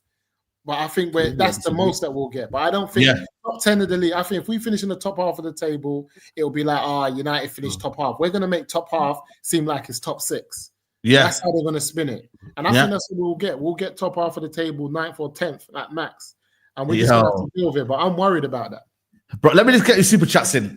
Big up to everyone locked in, by the way. There's 1.1k in the building, but 2.9k watching, man. So you lot. Big up. Hey, you lot. Are you not entertained? Run up the likes. They're not, button, man. You know what I'm saying? That's what you lot need to do. I know you lot love man them talk. I love it too. That's why you see me there. But show the same love to Unfiltered podcast as well, people. I know you lot enjoying this debate that is going on right now. As am I. Go on. And I want my PS5, so you know we move. Go on, as you were. Amorim is another Villas Boas. Big up to Balavich. Big up Ogores. As much as Bruno frustrates, the lack of Xerxes and recent recruits have made us only worse. These players won't look out of place in Leicester. Worse. What? Mazarawi's made us look worse. Ogatis made us look worse. What are you talking about? I disagree with that. Like seriously, I don't get that, bro. How you defending Bruno Fernandes, but then shitting on the players that have come in, made us look worse? They haven't. Are you kidding me? If it wasn't for Mazarawi this season, I don't know where we'd be. We'd probably be in 15th, 16th, 17th. Next 4 games, 4 wins. Marcel and Musa. No, but I remember when Marcel said it, I said, I'm on the same hype as him. Yeah, I'm on the same hype. That's what I wanted. You know what it is? My reality is this, and this is what I said. When I looked at the players... I should just kick you out, man. That's crazy. No, I'm just deeping it, man. Then I'm just deeping it, you know. You've been enabling this. You've been enabling this. You agree with him, bro. How are you coming on there trying to just he trying to slide in, you know? Like, bro, wallahi, Musa, you have to answer for the crimes. I agreed with him. I need to go back on the screen, Musa, you know. I didn't hear that, you know. Did you actually agree with him? You know what it is? When you look at the teams we've got to play, all the games are winnable games. But what's wrong with us? I don't get it. You got Bournemouth at home. I've never known, not in my wildest dreams, would I have thought that Man United will be losing at Bournemouth home. Like normal, like it's just normal business. They turn up, give us a 3-0 at home and go by their business. Like I never thought. So when I look at, we got Bournemouth, we've got flipping Wolves away. Like these guys are struggling. Why can't we beat them? But the reality is, we're in trouble, guys. We're in trouble. Bro. People are talking about we need flipping my man from Wolves, but I said he's a similar flipping profile to Zertsky. So what's going on for Zertsky? Which one? Which one? Cunha more mobile. Cunha. No. Cunha is way more. He's a similar profile. He's playing. He's linking. No. You're far behind his brother. Now trust me, Musa. Have you watched Jonathan? Watch him because. No, my thing is this: if you have the money you have last season before we bought Zertsky in, and you want a player that can link the play. I didn't know we're getting them. No, but I'm just saying that can link the play, that can also add to the goals and score. I'm not saying that they're profile for profile, but they do similar things. They can both hold the ball up. They can link the play. They can play in that 10 if they have to, and they can play in the 9. But I'm thinking, obviously, they do it a bit differently. But then why do you go and get Zertsky in if you're still after Cunha? I don't get it. That's down to Ineos. That's down to Ineos. Because Cunha's not that number 9. He's not that Lewandowski. I mean, he's that can play that left-hand role. That for me, watch him. Technically is good. The way he could dribble the ball and carry the ball. Look at today, for example. And today, why are we putting the ball to Bruno Fernandes? What's Bruno Fernandes going to do on the left-hand role? I just found that bizarre today. How we were just hoofing the ball to Bruno Fernandes and expecting him to actually beat someone 1v1. That's not his game. Bruno should play left wing back. Bruno should play left wing back. I told man that.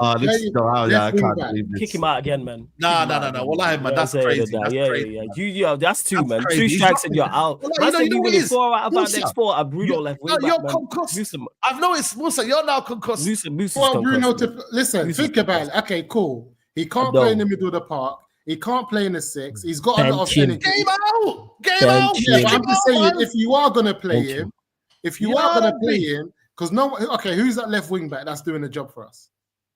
At the minute, you said Malacia. No, but Malacia's not enough. No one's doing the job. When I was telling you, Malacia, let's relax, you were saying, nah, Malacia. He's not ready yet. Got better every game he's played, and he was better today. Actually, I agree. He should be playing. Yeah, he's getting better every game. But I'm saying, if you really want to play Bruno with his energy running up and down and flipping, trying to put those balls through, I'll just put him at left wing back. Get up and down, and that's it. And defend. Because I don't want him nowhere in the middle of the park, and I don't want him nowhere behind on the pitch. Yeah, but the manager's made his choice up. He's benched Casemiro, where no one ain't talking about that. No one ain't Now, we talking talk about it before you No, do. we'll talk about it. I'll get Casemiro. Let me get the super chats in. We're not playing. Big up to Gareth. We are not playing like the 13th best team. We're playing like the worst than 13th. No striker, nobody attack beside Diallo. Big up to Marcel takes off the flawless match now. Could be 12 behind if we lose the next 2 games. I agree with flawless. Can I get a PS5 hand delivered to when we get top 6? Hey, if TTM agrees to me, it might be a bit. Yeah. Amarin could get. Big up TTM. Cannot get these lot to lift a finger. Musa, Ruben Roy in. Don't let them get away with it. Brother, listen, he's struggling at Leicester right now. Bless him, man. Let him handle business over there, man. He's got problems of his own. But going back to your comment there, for me, it needs to be Casemiro and Ugarte pivot. That's what he should be doing, really. Let's be honest.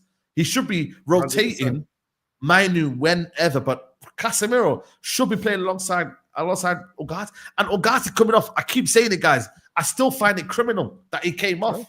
I cannot believe it. It's not as if, we were in like you know how normally when a person gets a yellow, you know it's his last yellow. Like he weren't in that kind of range. You lose Ugarte, I'm telling you now, we are in trouble. We lack mobility. We lack a ball winner. We lack everything, man. You know? And you're right, Brogan. He needs to drop Bruno Fernandes because Bruno needs to be dropped. You know what it is, If Amorim, just honestly, just try something where there's balance in the squad, rather than names. Let's just see that for a couple of games and let's see how far we can go. Please. That's all I want to see. Balance. So if it meant Mason Mount in the left 10 role when he was fit, cool. I don't mind that because at least then that's a bit more balanced. You see what I'm trying to say, guys? Rather than Bruno Fernandes, who's there, who cannot do anything on that left 10. That's the problem. We got so many players who can't do anything. So what the manager has to, in so many different roles all across the pitch, that's why the manager just has to pick a core 5-6 and then rotate the rest. Play our better players and rotate the rest. How crucial is this window? That's it. So how crucial is this window to influence? I think it could be dependent on very crucial. All he needs is a couple players. I don't even think he has to get. Say we could get a couple of loan players. I think that would help the manager. So can the club afford not to get in players this window? It's Ineos, so I don't. Oh, did he fullback? He needs fullbacks at least. If you got no faith, that would at least give him. I have zero faith in the board doing what is right. You see Kirkus today, man. Did you see Kirkus today? Oh, Kirkus, man. Bro, what a performance from Kirkus. He was outstanding. He locked up Diallo, like generally, man. He didn't give Diallo an inch today. Yeah, they doubled up on Diallo as well. Kirkus, like the hype is real. Like he was. You're not getting him in January. That's a summer thing. You know what I'm saying? That's why I'm saying who's available. Loan. Who's available? There's a few players that improve us. There's Kirkes, there's Anthony, there's Ain't Nuri. Do you know what I mean? There's a few players there. Instant improvement. Sorry, Ash. Go. No, I was just gonna say there's no obvious players on loan, but you see how we went and got Weghorst and Sabitzer. They were two. Yeah, that's what I'm saying. But does anyone know of anyone who's been? I personally don't. But is there players? There's players available in January who I think can do a better job than this. Because sometimes players get that move that they want and it doesn't work out well when they're just sitting on a bench. Is there anyone that's gone this summer? They normally are at PSG or at Madrid or somewhere like that, and they're just sitting on a bench. A loan thing, like go get a wing back and a striker, for example. Just using that, not necessarily 2 loans. Don't even have to be obligations. The left side's a mess. The left side is a go get a left wing back. Try and go get a striker and then see where you go from there. It don't even have to be someone who is of the highest level. Just someone who's functional. But you know what it is as well, man. I think when managers come into a club, they normally pick beef with one person to let everyone know that they're not playing games. And I think he's picked beef with Casemiro. I think Casemiro is that guy that he's let everyone know that, listen, if I can make this, Champions League winning guy sit out, anyone can sit out. And I think he's just maybe. That's how I look at it because it doesn't add up. Because when he came in there, he was playing in a pivot with flipping Ugarte and he was doing good. And it doesn't add up why he's broken that up and tries to find ways around it and nothing's working. It's not adding up. because it's not freeing up other players that we need. Like Mainu, we've all said we want to see him in the 10. He can't do it because he's got no one to be in the middle of the park. Bruno keeps on sitting in the 10 position. Bruno, and another thing is this Bruno thing, he needs to be careful because if he keeps on persistent, Erda Gula's a serious one. I think that's a good one. He won't leave though. Highly unlikely he's available on loan, but let's say on loan he was. That's the type of play. Like I think it's similar to. You don't even have to get that caliber of player. That's a dream. Yeah, it's similar like when Arsenal got my man for when they got their number 8 from there or their number 10. What's his name? Odegaard. Yeah, he was in a similar predicament as Erda Gula, and they didn't really want to sell Odegaard, and they loaned him up for about 2 seasons before they actually thought, you know what, we're doing well enough without him. Arsenal can have him. So I think it just depends how good they can do without him, and obviously they want him back, and United don't really want to build up a next man's player. But we're not in a flipping position to be saying anything. You know what I mean? We're not in a position to and you look at Chelsea with flipping Sancho. They've got our flipping number 10 out there doing bits, and we're just sitting here crying out for players like that. And we've got someone that we're paying. How much is Chelsea playing of his wages? 100K. So we're paying 150K. Flipping it. Yeah. I agree, man. And then obviously, you know what I mean? We got man doing Travellas and that. You know what I'm saying to you? United's a mess, man. 3-0 to man are doing Travellas and that. You know what I mean? It's crazy out here, man. Man can't score 1v1s. We can't, you know what I mean? Our substitutions don't make impact. Do you know what I mean? Yeah, they make impact today. Normally his substitutions have been good. In general. The way it's so flawless. You take away this Man City game and that Europa League game, and our run's not been good, man. I've looked at it. No, our run that's a whole different conversation. I know, but something's like, but that's just like, it just tells you where we are with this team, because we've seen that we're playing better football and things are changing. But we lost to Arsenal, then we lost to Forest, then we had that Europa League game, we beat City, and then we've just lost to Spurs, lost to these lot, and now we're looking at Wolves thinking that could be a third loss in a row. Bro, I swear down, bro. Like today, they play Leicester in it, but we are now going to a team that is got a manager bounce now. You know, first manager at home. You then go into a Newcastle team at home who, I'm not gonna lie to you, put Isak next to Lisandro Martinez, mate. Newcastle's a tough game. Him. Put Gordon next to Dalot, mate. He's destroying him. That midfield that they've got in Tonali and Bruno Guimaraes are eating our midfield alive. Yeah. Stylistically, we match up horrible against Newcastle. Are we deep in this? No, we Newcastle is a similar setup to Spurs. I am in agreement with you over the Newcastle game. Agreement over Newcastle. Who's coming next? Then it's Liverpool. Liverpool. Liverpool. Then after them, Southampton. Then it's Arsenal, and then it gets apparently easier. Man said apparently, it gets easier on paper, man. Don't do that. No, I'm not. On paper, don't do that. What's that even mean? For my United, it doesn't. For a favourable fixture on paper. So you don't think we winning any of these games coming up? I couldn't tell you when the next win's coming. Yeah, nobody looks at nobody. There's no one that we're playing bar Wolves. What's going on, Staffy? There's no one bar Wolves that we're playing. Looks at their fixture and says, "Oh, we got United and we're going to lose this." No one thinks they're losing to us. No, that's it. There's not a team that's looking at us coming to them, or they're coming to us thinking this is not 3 points for them. That's the problem. It's not whether we can win or not. It's that man's looking at us like lunch. That's the problem. Wallahi billahi. How can they be looking at us like food, like easy food? So you want to score out the next 4, man? What happened? I was on the manager bounce. I believed in it. Amrin.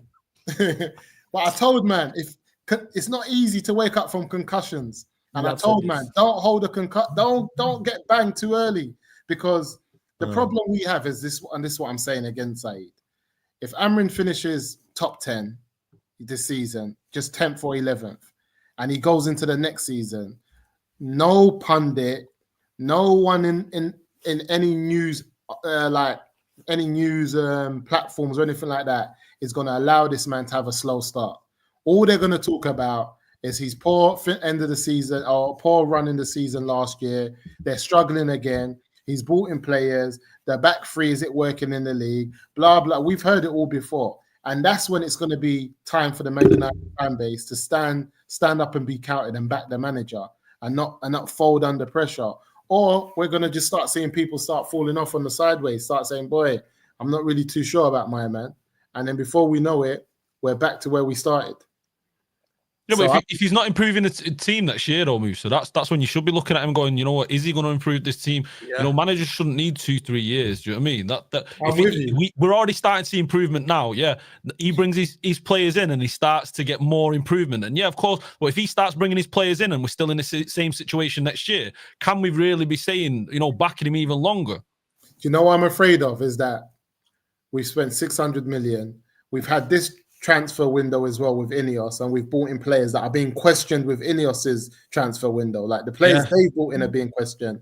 So I'm saying to myself, but these are the future though. Lenny Euro is not going to be determined within the next year or two. Also, obviously, like when you buy 5 players, 1 or 2 might flop. Not all 5. Not all 5. Yeah, 1 or 2 might be the player you think they are. Yeah, so even within the ratio of that, but they still, I just feel like.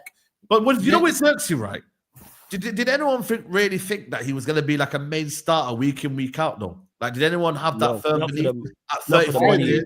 Not for the money he was coming. Yo, from when I seen the price tag, no, I didn't. Do you know why I thought he'll do? Because of who was in front of him. My thing is not about his quality. It's just looking at, okay, who's in front of Zertsky? Hoyland. When I look at the two of them, so that's the problem. Because if we had a senior striker in front of him, then I'll be like, yeah, Zertsky ain't starting. Like Dalot, who's in competition? Huh? Who's in front of Dalot? I don't know. Who's in front of Lisandro Martinez? Who's in front of Bruno Fernandes? Who's in front of Hoyland? Who's in front of Garnacho? Who's in front of Rashford? Yeah, problem. That's the problem. We've got a squad that should be on the bench, if not, should be sold. Not starters. Like our bona fide starters, generally, you tell me the bona fide starters for Man United. Tell me right now. But you know what that is, though, Saeed? That's because we keep buying bench players. We keep buying bench players. Though Xerxes is a bench player, isn't it? He's not a starter. Why are we buying him? Yeah. So why are we buying him? Do you know what I mean? Like, what are we doing? The thing is, though, that's the wrong mentality to have, though. We've got to buy starters. We have to buy starters. I get we have starters, but the problem is, though, this summer we looked at the window, saying, yo, what? It was a good window, and we bought, these, like, Mazarawi, 12 million. We bought mostly starters. There was only Xerxes. He's the only one I would say. He's the only one. Yeah. We bought starters. The problem is our squad is so far away, even though we bought 4 starters, which is almost half your outfield. No, last window, but you go past windows. Who's the starters? Buying players like Anthony, buying players like Martinez. Euro, Delit, Agate. That's questionable. Starter, though, should he? Let's be honest. Listen, he's a quality player, but he shouldn't be a starter. Euro shouldn't be a starter. He shouldn't be. 19 years old. That's the position we're in. He should be starting. Euro should be a starter. Euro should be benched and should be slowly brought through. I agree. But is he one of our? He's again in an ideal world, no. But to me, he should be playing right now. That's why I should say we should be buying starters. Like forget. To me, he is a starter. He is a starter. No, he doesn't start. Euro don't. Where does he start? Okay, Musa. Yeah. You're the manager. Are you not starting Euro in your back? No, I'm just saying. If I want to buy a player to start, I don't identify Euro. Look at Arsenal. He weren't starting at 19. He was going on loans. No, this is what we're talking about now. At 19. It's not about being managed and is a starter. Which one? Can we just separate? No, but Saeed, you said we said we bought players in the window and none of them were starters. And you said yes, they are. And we're saying they're not. You're buying players. They are. So when you went and bought Lenny Euro, you wanted him to be a starter. Yes, started. That's the problem. That's the problem. How's that the problem, man? That's the problem. Because he shouldn't be. Who should be starting ahead of him then?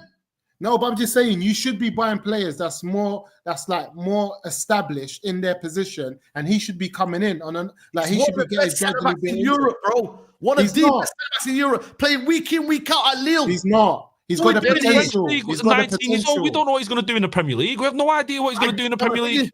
Guys, we have to stop doing this revisionism. At the start of the season, no one's saying he's crap. Hey, yeah, we're not saying he's crap. Just that he shouldn't be starting. He's a project. We're just saying that if Man City buy him and they've got their established players, they don't start him week in, week out. He's starting right now if he's there. He's starting right now if he's there. Yeah, but you know what? That's what I'm saying. He's starting right now, and he's better than what he got. Play games. Are you kidding me? Okay. Did you see the last game, Saeed? Wait. Hold up. Musa, outside of Liverpool, where he would be back up straight away, who does he not start for in the Premier League? Arsenal, that's it. It's You just don't That's start it. for Spurs when they've got their starting backup. You we don't always start know for they get Spurs. injured. He's You don't much more start for paid. Nottingham Forest. They got Murillo and Milenkovic there. You don't I start don't for know them. what guys are going on like he's just a starter. He got terrorized. The last game, he was at fault for getting dealt with at right centre back. That happens to all defenders. No, but I've I'm seen just telling Saliba you make because mistakes. that's him learning. Like he shouldn't. I seen Saliba make mistakes in the last game they played, man. But the point I'm making is we bought starters in my opinion. We're Euro's saying not a problem. I thought we bought a talent. We bought a talent. Do you think for the Euro's a future. problem, Musa? Do you think he's a problem? No, he's for the future. He's not for now. Do you see him as a But he's problem better right than what now? we got right now. Okay, I see him as the same. I see him in the same mold as Kobe Mainoo. Is Kobe Mainoo a starter? In this system, no. In this system, no. Yeah, as a 10, he should That's have Euro what in I this disagree. system is a starter. He's in the same position We as are Kobe only Mainoo. managing his minutes because of his injury. Yes or no, man? Mainoo's a starter, yes. No, in the man, system. let's He do- should let's be playing do as a this. 10. We don't have a better.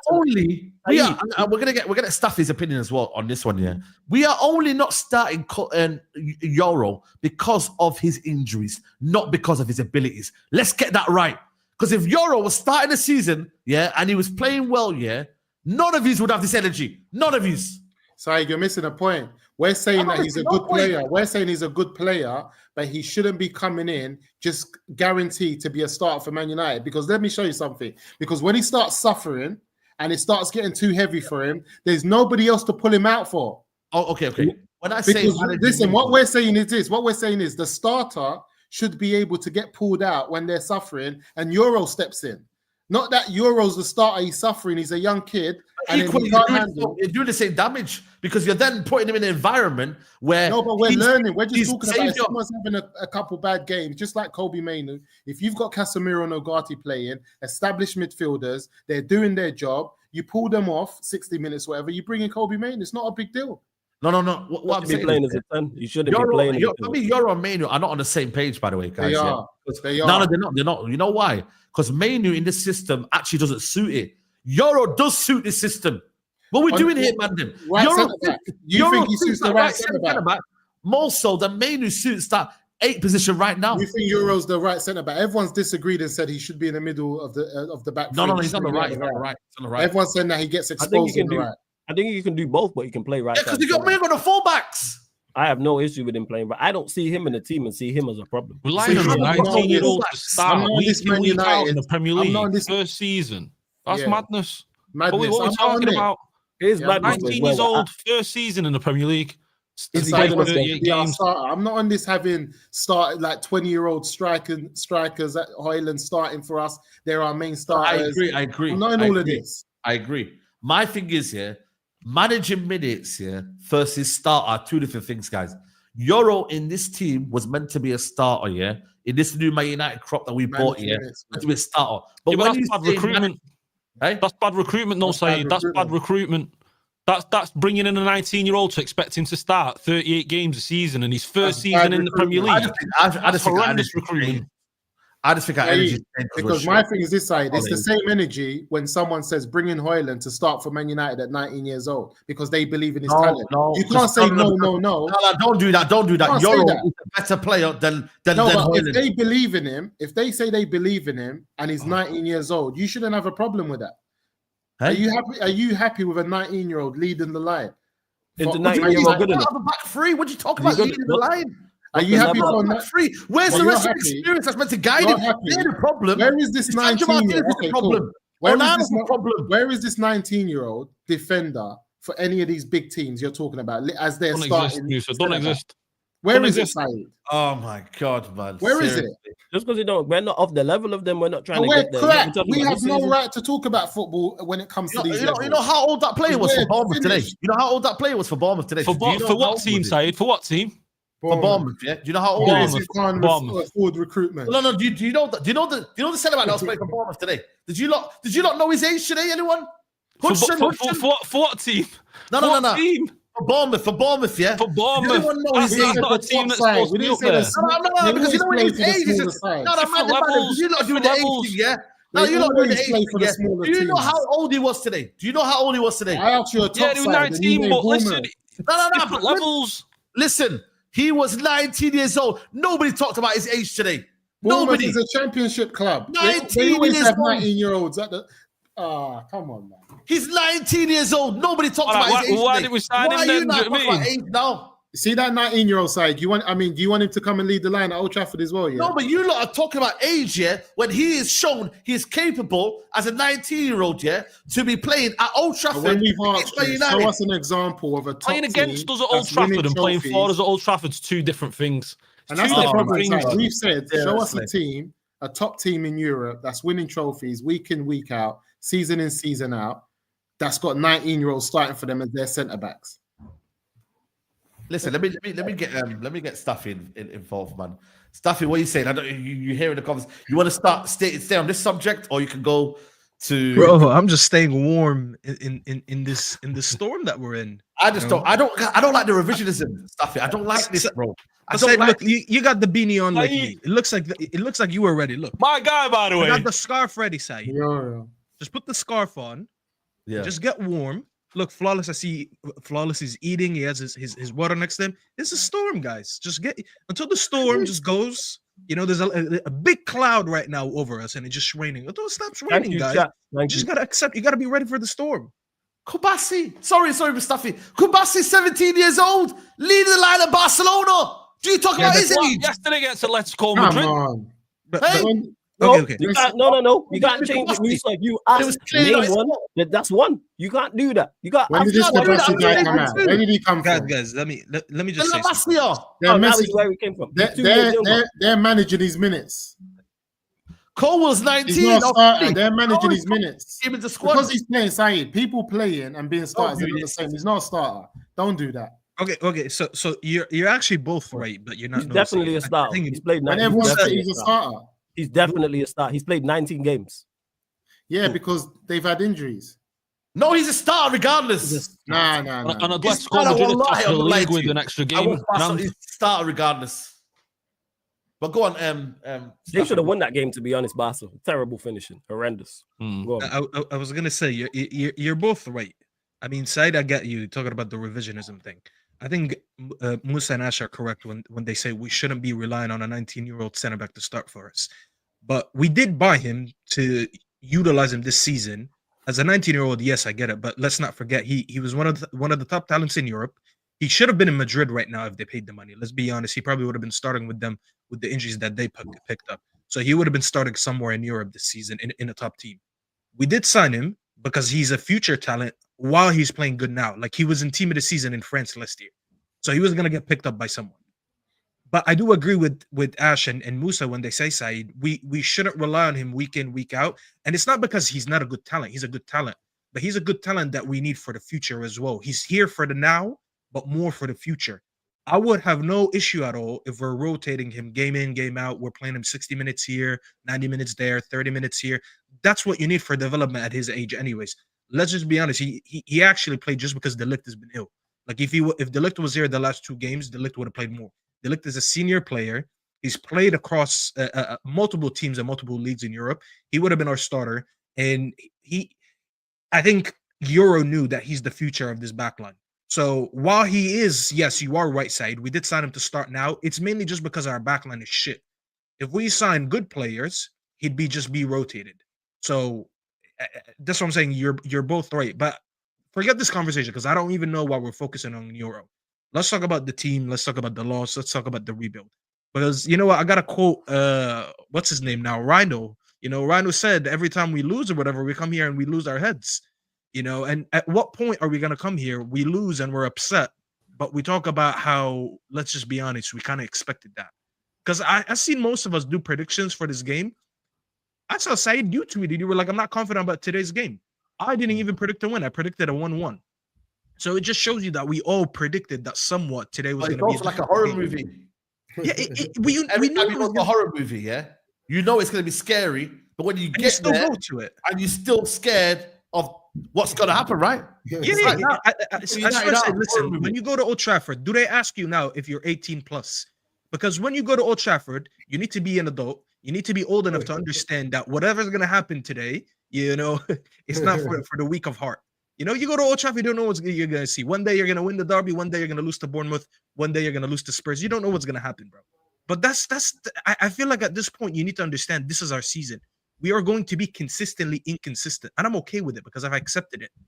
I've But accepted you it. know where we were stuck though, Staffy? We said that this transfer window by Ineos is a bit dodgy because we don't think we bought enough starters. This is where the conversation started. There was not enough starters because what are we doing? Are we building a team for the future? So we should expect this roller coaster of a ride and not expect instant success because they're young players, or are we going to get some like players that have actually, you know, been there, done that, or, you know, approaching their prime? We needed 8 or 9 starters. That was never going to happen. Never gonna No, but happen. look, but who did we buy we now? only got Starting two. the windows a lot. Like, you We gotta did- we- understand, signing we- five Every needed players. eight. player we we needed buy legit now, 8. every player we buy now should be walking straight into the first 11. Yes. Or you're wasting your time. We're not. No, I agree with you, Musa. But okay.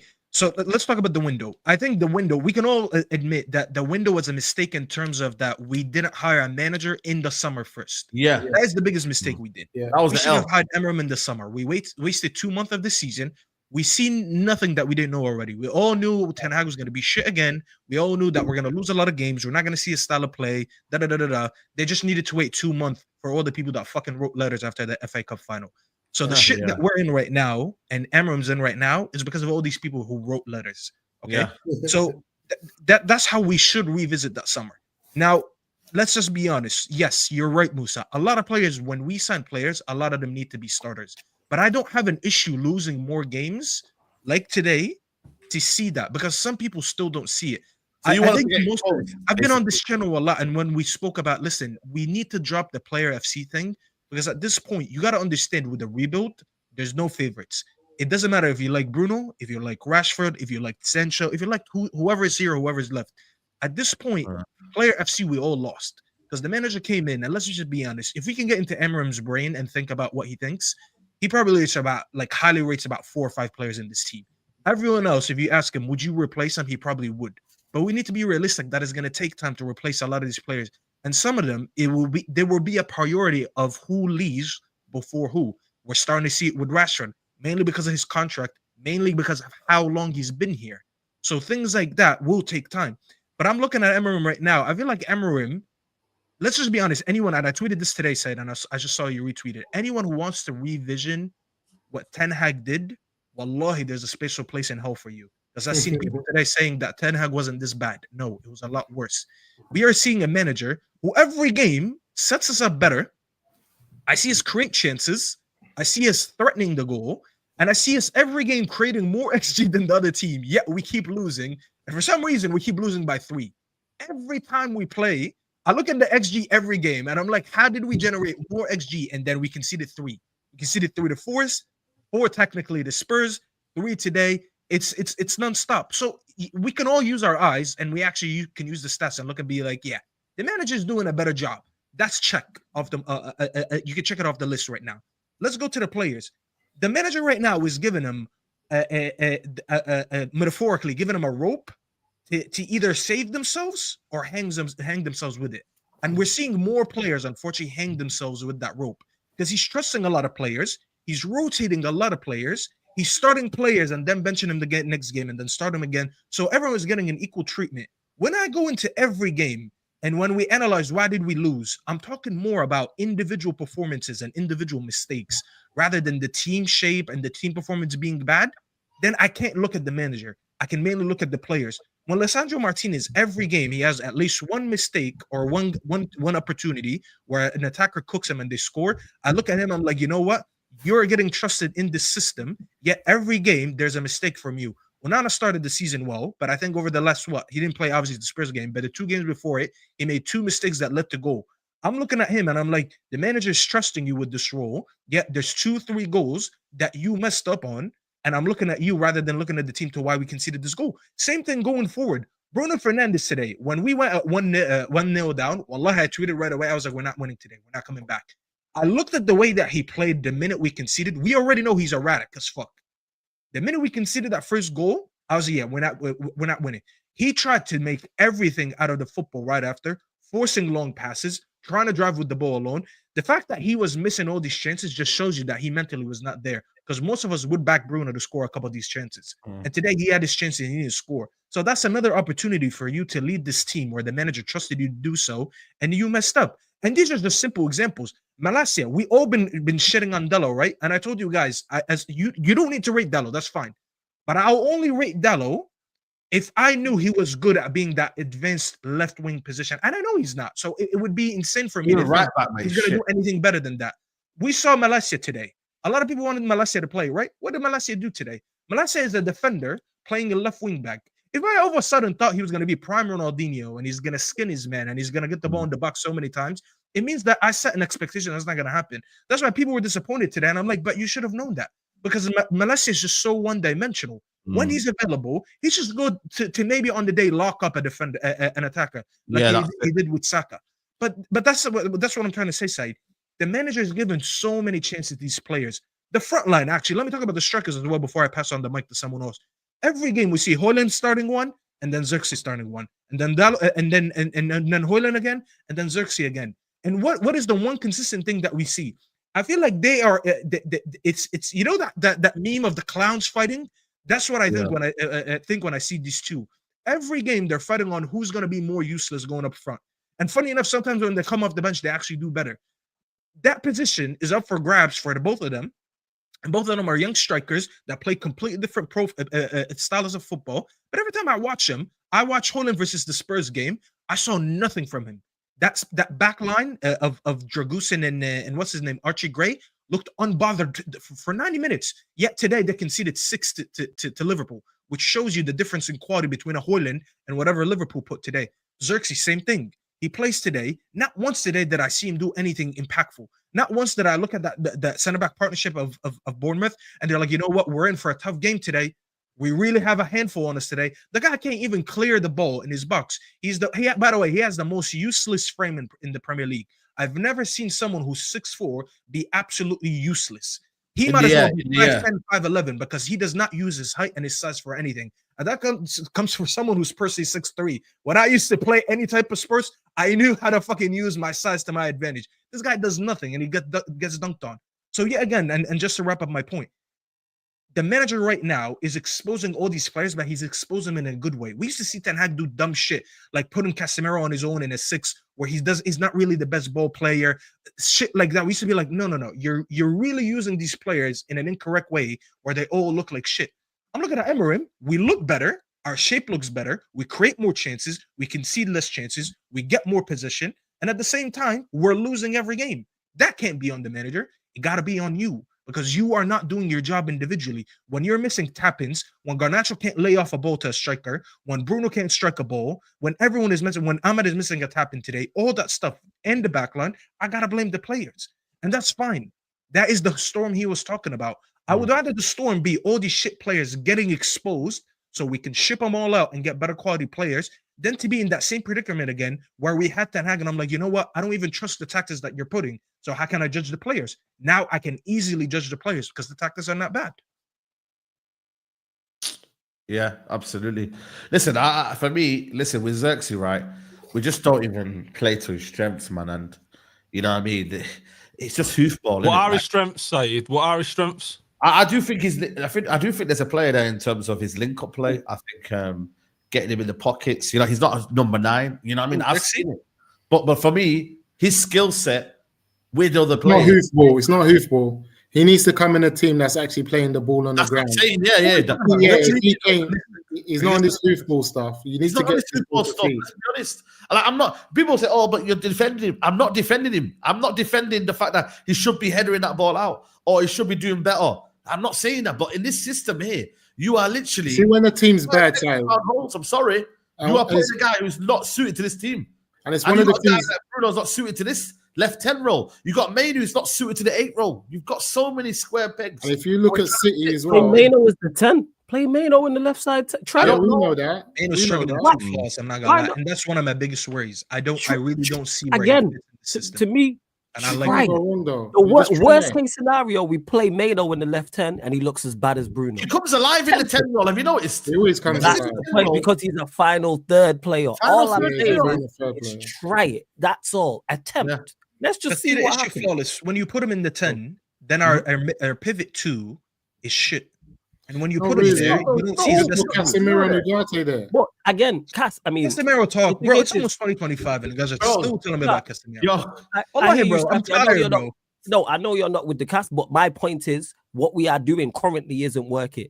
Try Mano in the 10 with Ugarte and Casemiro. I would rather Just pull try off it. Bruno and bring Casemiro on. I'm Yes. not in this And Bruno also, what thing. Casemiro does help with what we've spoken about is from us conceding from set pieces, which is now a course he major does. problem for us.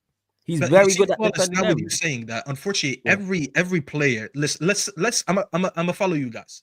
Let's say Mm. Casemiro plays for us in the midfield. I'm gonna Yes. be honest with you, and the manager knows that. That's why he doesn't play him. If you play Ugarte and Casemiro, there's zero ball progression in that. I disagree. Casemiro I think progresses Ugarte the is ball good though. enough. Look at his stats. He progresses the I ball. think Ugarte is good enough to do. No, but it. Casemiro Ugarte is progresses enough the to ball. run with How the many ball. times do we see Casemiro this season, last season? He progresses the ball. Yeah. And he actually Okay, so scores. here's the difference. And he's a threat on set pieces. Ugarte runs with the ball. He likes to drive with the ball. He's not the best passer, especially long. You've actually got a long range. compliment. Okay, outside of that, Casemiro ball, doesn't wait, run with the ball. Staffy, okay, Casemiro is yeah, more on that, football but than Staffy, I hear Bruno. your point. Are we progressing the ball well now with how we are currently constructed? Okay, so it's not that we're doing it well, Flawless. He knows from the options that we have, he has to have either Bruno or Manu there because they are the least of the bad options. I hear I all don't that. believe At that. least try it. It's not working with those two. Those two with Yeah, the I don't pivot, believe that. That's what I the think. pivot is But- clearly not working. Try something else. Is the This point. Bruno Even- obsession that he even has forget is what's going Casemiro, to get him in forget trouble. Cass before I you don't go. want Bruno forget either. Cass. Flawless knows. I haven't rated Play- him for a minute. Yeah, but yeah. it's You know what what? we Play have, that's the Collier issue. there. Then is the point I'm making. Try something different. We know what doesn't work. Bruno in the pivot does not work. Play Casemiro. Try Collier. Try another player. You're supposed to be I promise you, managed bro, and it won't fix work things. with Casemiro either. I Okay, promise. No, it's cool. easy to That's say that. cool, Look, but it's we know easy that- to say one word, but before what? you say that, we Go on. definitely know it doesn't work with Bruno and Mano. We Because know that. I will be honest with you, Bruno will So- work better than Casemiro. We've seen No, but it's- Casemiro, but we've it's not seen about working Casemiro better, and it's not worked Ugarte. at all, Staffy. It's not worked at all One with of, Bruno. one of our better games How was many games? against Leicester. When's the last game Bruno played well in the pivot? I swear down. He's not It's done true. true. One of our last better games Flawless, was that's not against the case Leicester. that I'm making. I don't want that option. Trust me, Yeah. I'm with you. The issue So is I'm saying try something else. And I know you don't like Casemiro. Try Collier then. Yeah, but one of our last better Yeah, games was Collier. against Leicester when we had Casemiro and Ugarte in the pivot. That was one of our better games, and we had them. Yeah, And but they we were didn't play the way that we did right now. We played similar under- because the two And we were sixes still played shit. similar. Don't get Remember it the twisted. two We were sixes. shit on them. Remember what Rude did? He brought back 2 6s. Where Ten Hag didn't do that. He just kept on trying to do the one thing. But with the two, we played different because we had a better stability within the middle of the park. Yeah, Are but they going to play it the same way Bruno plays it? They're not going to play it like that. But can they adapt it different with having Kobe and Ahmed in front of them, Diallo? Yes, I think it will be totally different to how they would have to play it. Like, can Casemiro get the ball to Kobe and can he get the ball to Diallo? Of course he can. We've seen that he can do splitting the passes. way we played into the under final Rude, third. we were playing long ball though, and that's why I didn't even like it. When we were winning inside, you could check my Twitter. I was saying we're playing the same way that we did under Ten Hag. We just picked up a couple results because probably the players got motivated with the fact that it's Rude right now and it's not Ten Hag. We were still playing bad, bro. Like I wasn't fooled by what I saw. We played different because we still played a 4-3-3. We just had a double pivot, but you still got a lot of ball That progression double from pivot the was wing. important. We I don't don't think we have that played- right now. Yeah, I don't think we played. I'm saying try it, man. That's all I'm saying. Give it We can try, but I'm telling you, it might work for a game or two, but we just have to be honest. It's That's gonna be cool. fixed flawless in the summer. That's what I But want we- to go Yeah, to. but And we then- can't. We're Manchester United. We can't just write off games because it's Yeah. poor. I'm saying experiment. Yeah. Worst case scenario, he plays Cass with Ugarte and it doesn't work. Try something else. Try. Yeah. It's Collier. almost solid Try midfield, though, isn't it? Eriksen. It's Oh, God, almost- listen, it's Ugarte, almost nobody solid can chat shit midfield. about Ugarte It'll now. be definitely solid. Yeah, I see you, man, that were slating Ugarte. Yeah, I see a lot of people now. Now is everyone's best player. You know If what I mean? you write off Yeah, Casemiro, you're doing that at your own and peril that's as well, fine. though. The you system. write Wait, him hold off- on, Said. We have to also be honest. Ugarte was not good under Ten Hag because the system wasn't suitable for him. Yeah. Right now, the it's- system is much better for him, and that's why it's fine. By the way, to change opinion when you don't rate No, someone. no, it's not about that. I was saying a lot of people base their opinion on Ugarte, yeah, for being in that system. They should have looked at it for, listen, it's a system that's not working.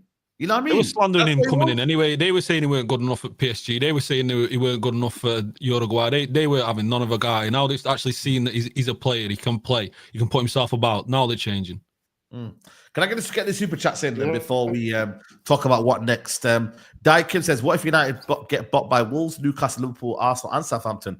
Amorim may be an issue.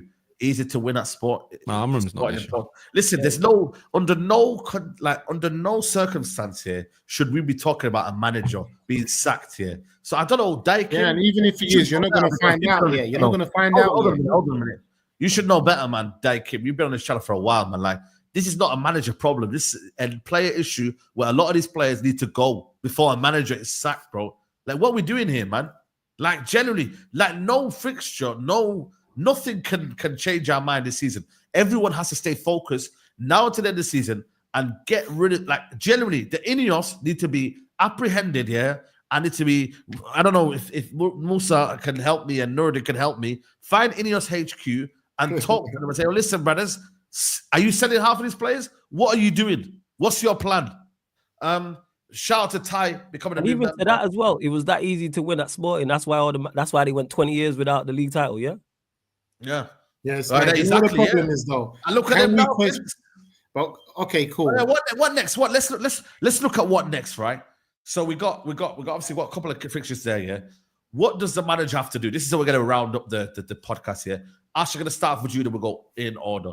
What happens next? What does Amorim need to do next year to get this team playing, or do you believe it's an impossible task? You believe it's an impossible task. We all believe it's an impossible task. These players aren't going to miraculously start performing. Nothing's going to change. We might get De Ligt back. Might improve a little bit in the defence, but other than that, Delow's not going to drastically improve. Mazraoui's had a bit of a dip now. Whether or not he can come out of this dip, I'm sure he can because he's a good enough player. We've seen that this season. But the midfield needs to be sorted. What I want to see from the manager, I want to see him get his 11 settled, because what he's doing with all this chopping and changing, it becomes unpredictability for the players. They're not used to the rhythms and the system and the way they play together and that chemistry between each other. I want to see a settled 11. I want to see him pick his team and those players understand and know how they're playing with each other.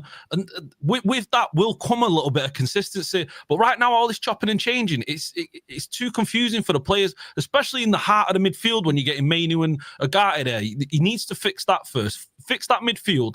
I'd like to see Casemiro brought in. I feel like he's decent enough on the ball. You know, it shores up that midfield. It creates a little bit more stability, a little bit more comfort there for the players around him, and his leadership skills as well. You know, there's that he brings on the football field. You know, he's been there, he's done it. You know, the players you can clearly see. You know, you see him celebrating at the Etihad. You know, it means something to him being a United player. And I feel like the issue for us though is the forward line. I mean, is it going to score goals? Ahmad today was trying to take everything on himself, and he was struggling. Is he better as a wing back, you know, and potentially playing Anthony or Garnacho or someone there? I feel like there's just a lot of work cut out for him, and it's one of those we're just gonna have to wait till the January transfer window whether or not he brings in a few players. Hopefully he does, but I feel like it's an uphill battle for now. And going away at Wolves, Molineux, always a tough stadium to go to. We very rarely score more than one goal there. I don't think we have done for the last couple of seasons. So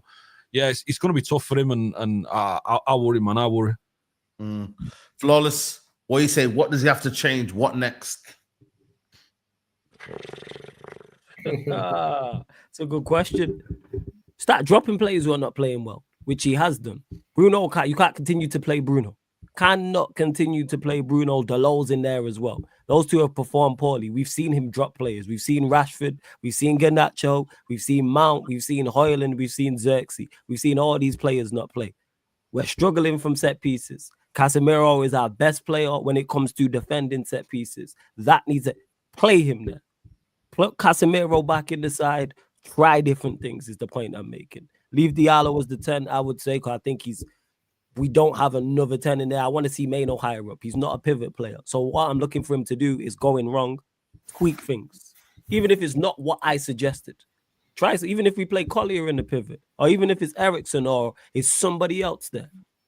Or even if it's with the attack, try different things, experiment. That's what we critiqued the last guy about so much. So that's where I'm at with it. You have to experiment, but yeah, Bruno gotta get dropped, Dalot gotta get dropped. And Martinez, let me not forget that as well. Those three. Those Yeah. three. Staffy, what do you say? What needs to change? The team, bro. It's that simple. There's nothing he's gonna do in the short term that's gonna be a fix. I don't really have much to say. I mean, I think we already all know who's the bad player side. But like we all say this, and we say this player should get dropped and this player should get rotated. But we know the options, anyways, coming in are not that good. You know, whether it's in the back line or the midfield or the front three, there's not much that's gonna change, bro. Like January is in 10 days, less than that. I don't know. We'll see what happens in January, because in January we need to sign a couple players. I know we won't, but we need to. And until then, bro, I'll be honest with you. I'm not really putting that much more high expectations on our season. Like I've changed my expectations a few times, but every time they keep surprising me. Like I said, at some point, I'm gonna stop predicting more than 1 goal per game. And then today we don't even score one. Then I set my expectations to maybe we'll compete for the top 4 to eventually, we'll compete for the top 6. Now I can't even say that. And I'll be honest with you, Saeed. I'm not gonna talk about the change from the manager. I'm just gonna talk to the people. I'm gonna talk to us. I'm gonna talk to the fans. And I'm just gonna be like, bro, just ride it, bro. Just ride the storm as we go. Honestly, and I'm not even saying it as a joke. We are in a storm, like you said. You know, there is a lot of change that's required, and you're gonna see a lot of inconsistencies because the squad has shown us they're consistently inconsistent. We're gonna get a very good win in the next couple games, and we're gonna sit here. We're gonna be on Saeed's channel again. We're gonna be praising the players for how good they've been. And guess what?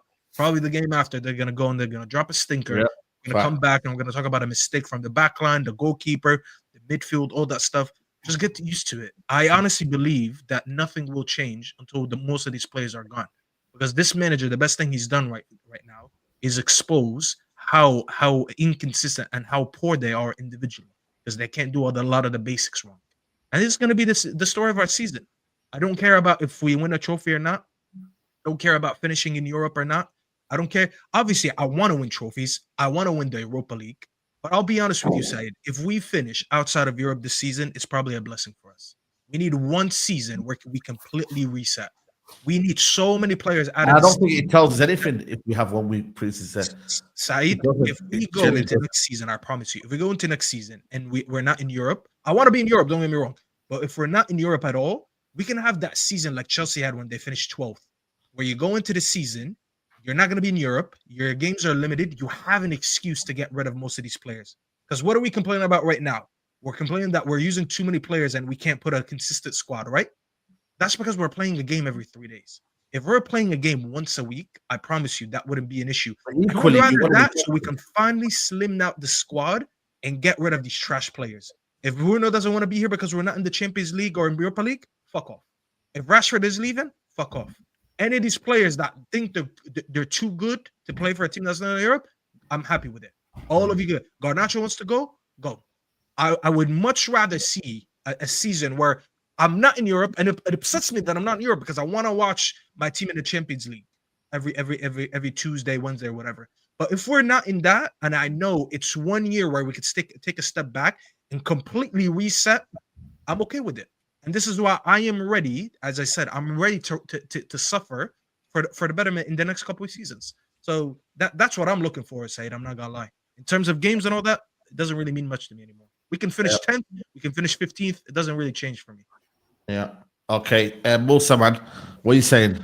Yeah, I think if we're going to finish out of Europe, then this is the best time to do it. The fact that he's come halfway through the season, if we're going to have that reset of finishing outside of Europe, this is the best time to do it because he's going to have an excuse why he finished outside of Europe, and then obviously be able to train more on the training ground and work with a smaller squad of players. He won't need as big a squad, and then he can use the next transfer window in the summer to then build a squad after having a successful campaign with just one. I get that, and I'm not against that, especially when Noradine thinks we need to reset and go back into the championship.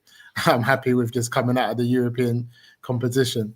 But for me, I think the only thing I would do if I was the manager, I would choose another leader, and I would rather choose Casemiro over Bruno. If I have to choose someone to lead this team at this given moment, I would rather choose Casemiro over Bruno. I think he's chosen Bruno, but I think Casemiro's not long term. So he comes in, he's won it all. The team respect him, blah, blah, blah. I know he can do it. He's been more offensive at United than he ever was when he was at Madrid because he's had more license to do things here. And I think we've seen him, contribute to goals, like even what Flawless said in terms of his headers defending, his headers actually scoring goals. So I think he has something to offer there.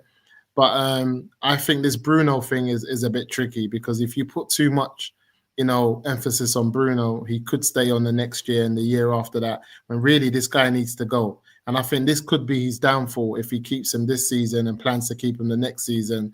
Bruno can end up just bringing down an empire. You got to be careful. You know what I'm saying? And I think he should be very careful in how he treats Bruno Fernandes. And that would be the only thing, because we've all said that players need to be dropped, players need to be changed. We've seen that happen, but we haven't seen it happen with Bruno. We haven't seen it consistently, Bruno, sitting on the bench and us trying something different without this guy on the pitch. And that's one of the problems. So I think I would bench him and play Cass. But other than that, I've seen that the system is actually working. When you look at the stats, we're having more possession, more shots on target, more shots on goal, less shots, at our own goalkeeper, So I feel like the system actually works, but he needs the profile. And I think he also can't be apologetic. He needs to tell the board, I need players in the January transfer window. I saw Chelsea do it. Everyone says we don't have Chelsea done pay as you go. I swear Chelsea bought in like Enzo in January for 100 or something.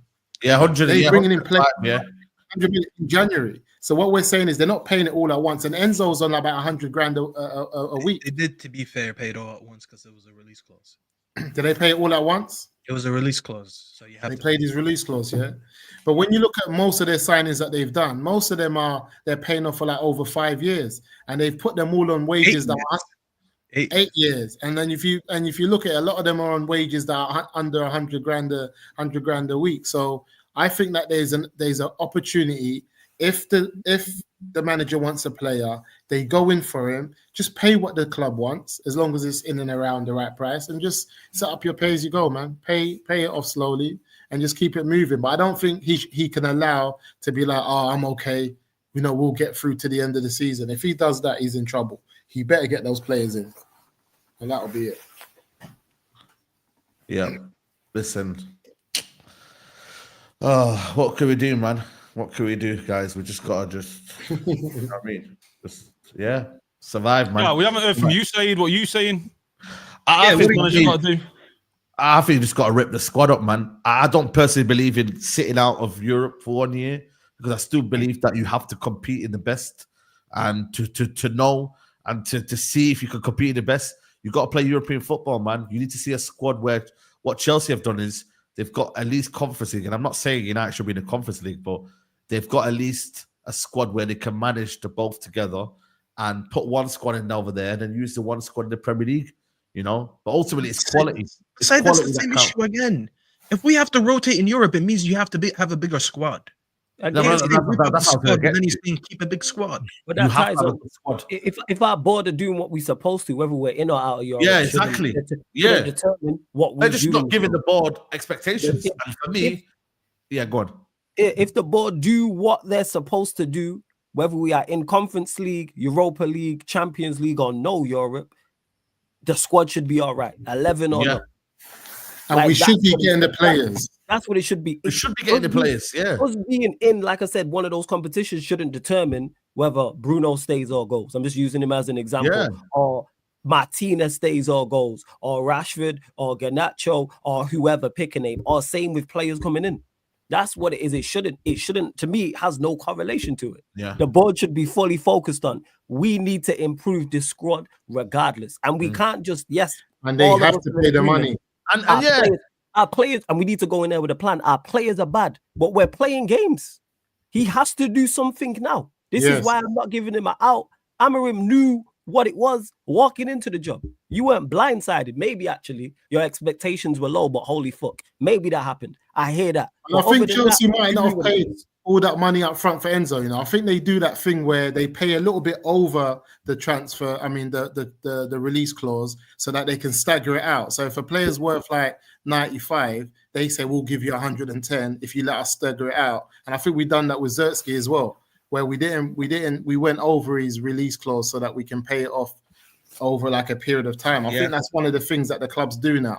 Rather than triggering the release clause, they say, look, we'll give you a bit more if you let us pay it over a longer period of time. Yeah. And I think the clubs accept it. So there's not a player like this Edison at Atlanta. He's not more important than Enzo was for Benfica, and they still got him. So if you want this guy, go in there.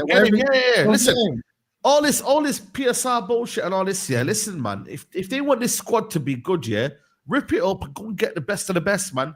I'm sick of this, like, we can't get this player, that player. This Edison, let's get it real. Edison, everyone's saying he's the guy, This Edison, like who is he? Like, not to disrespect him. No, real talk, he's a good player. No, he's a good player, but not everyone. He wasn't of the stature of Enzo. I get what Musa's saying. Yeah, no one's came up a World Cup winning campaign. Yeah. Like, that was a big... Did anyone know Enzo Fernandez when he was after that World Cup? Everyone was on to him. No, but that's not what Musa's saying. Like, Edison is good side, but what Musa's saying is Edison his name is not as big as Enzo's name when Chelsea went and got him. But Enzo at the time was one of the best talents when they went and spent that money. So he's basically saying if you can go and get an Enzo from Benfica at that time, with how big his name was, you should be able to get Edison. Good enough to make this squad and this team better. That's what he's saying, Saeed. He's just saying we should get him because if Chelsea can get a big name in Enzo, why can't we get Edison, who's not as big as a name like Enzo was? Yeah, we should be able to. He's not saying he's not a player. He's saying I agree. Yeah, it shouldn't be all of this. We gotta wait till the summer. Nah, he's go and get him. But he's listen, one of them, and he that's why someone here saying and fit the profile of what we're trying to do as well. So if he does fit that, it fits the profile, then do it. Again, the board should. But we can't just write off the season in regards to not pick up results. You can't write off the season, man. No, he has to. We have to do something. Yeah, this is why Amorim gets paid the big money, because the whole conversation before Amorim got here was we can't go and get a manager. Well, we went and got a top manager. So for me, if they go and get fullbacks, at least just get me 2 new fullbacks.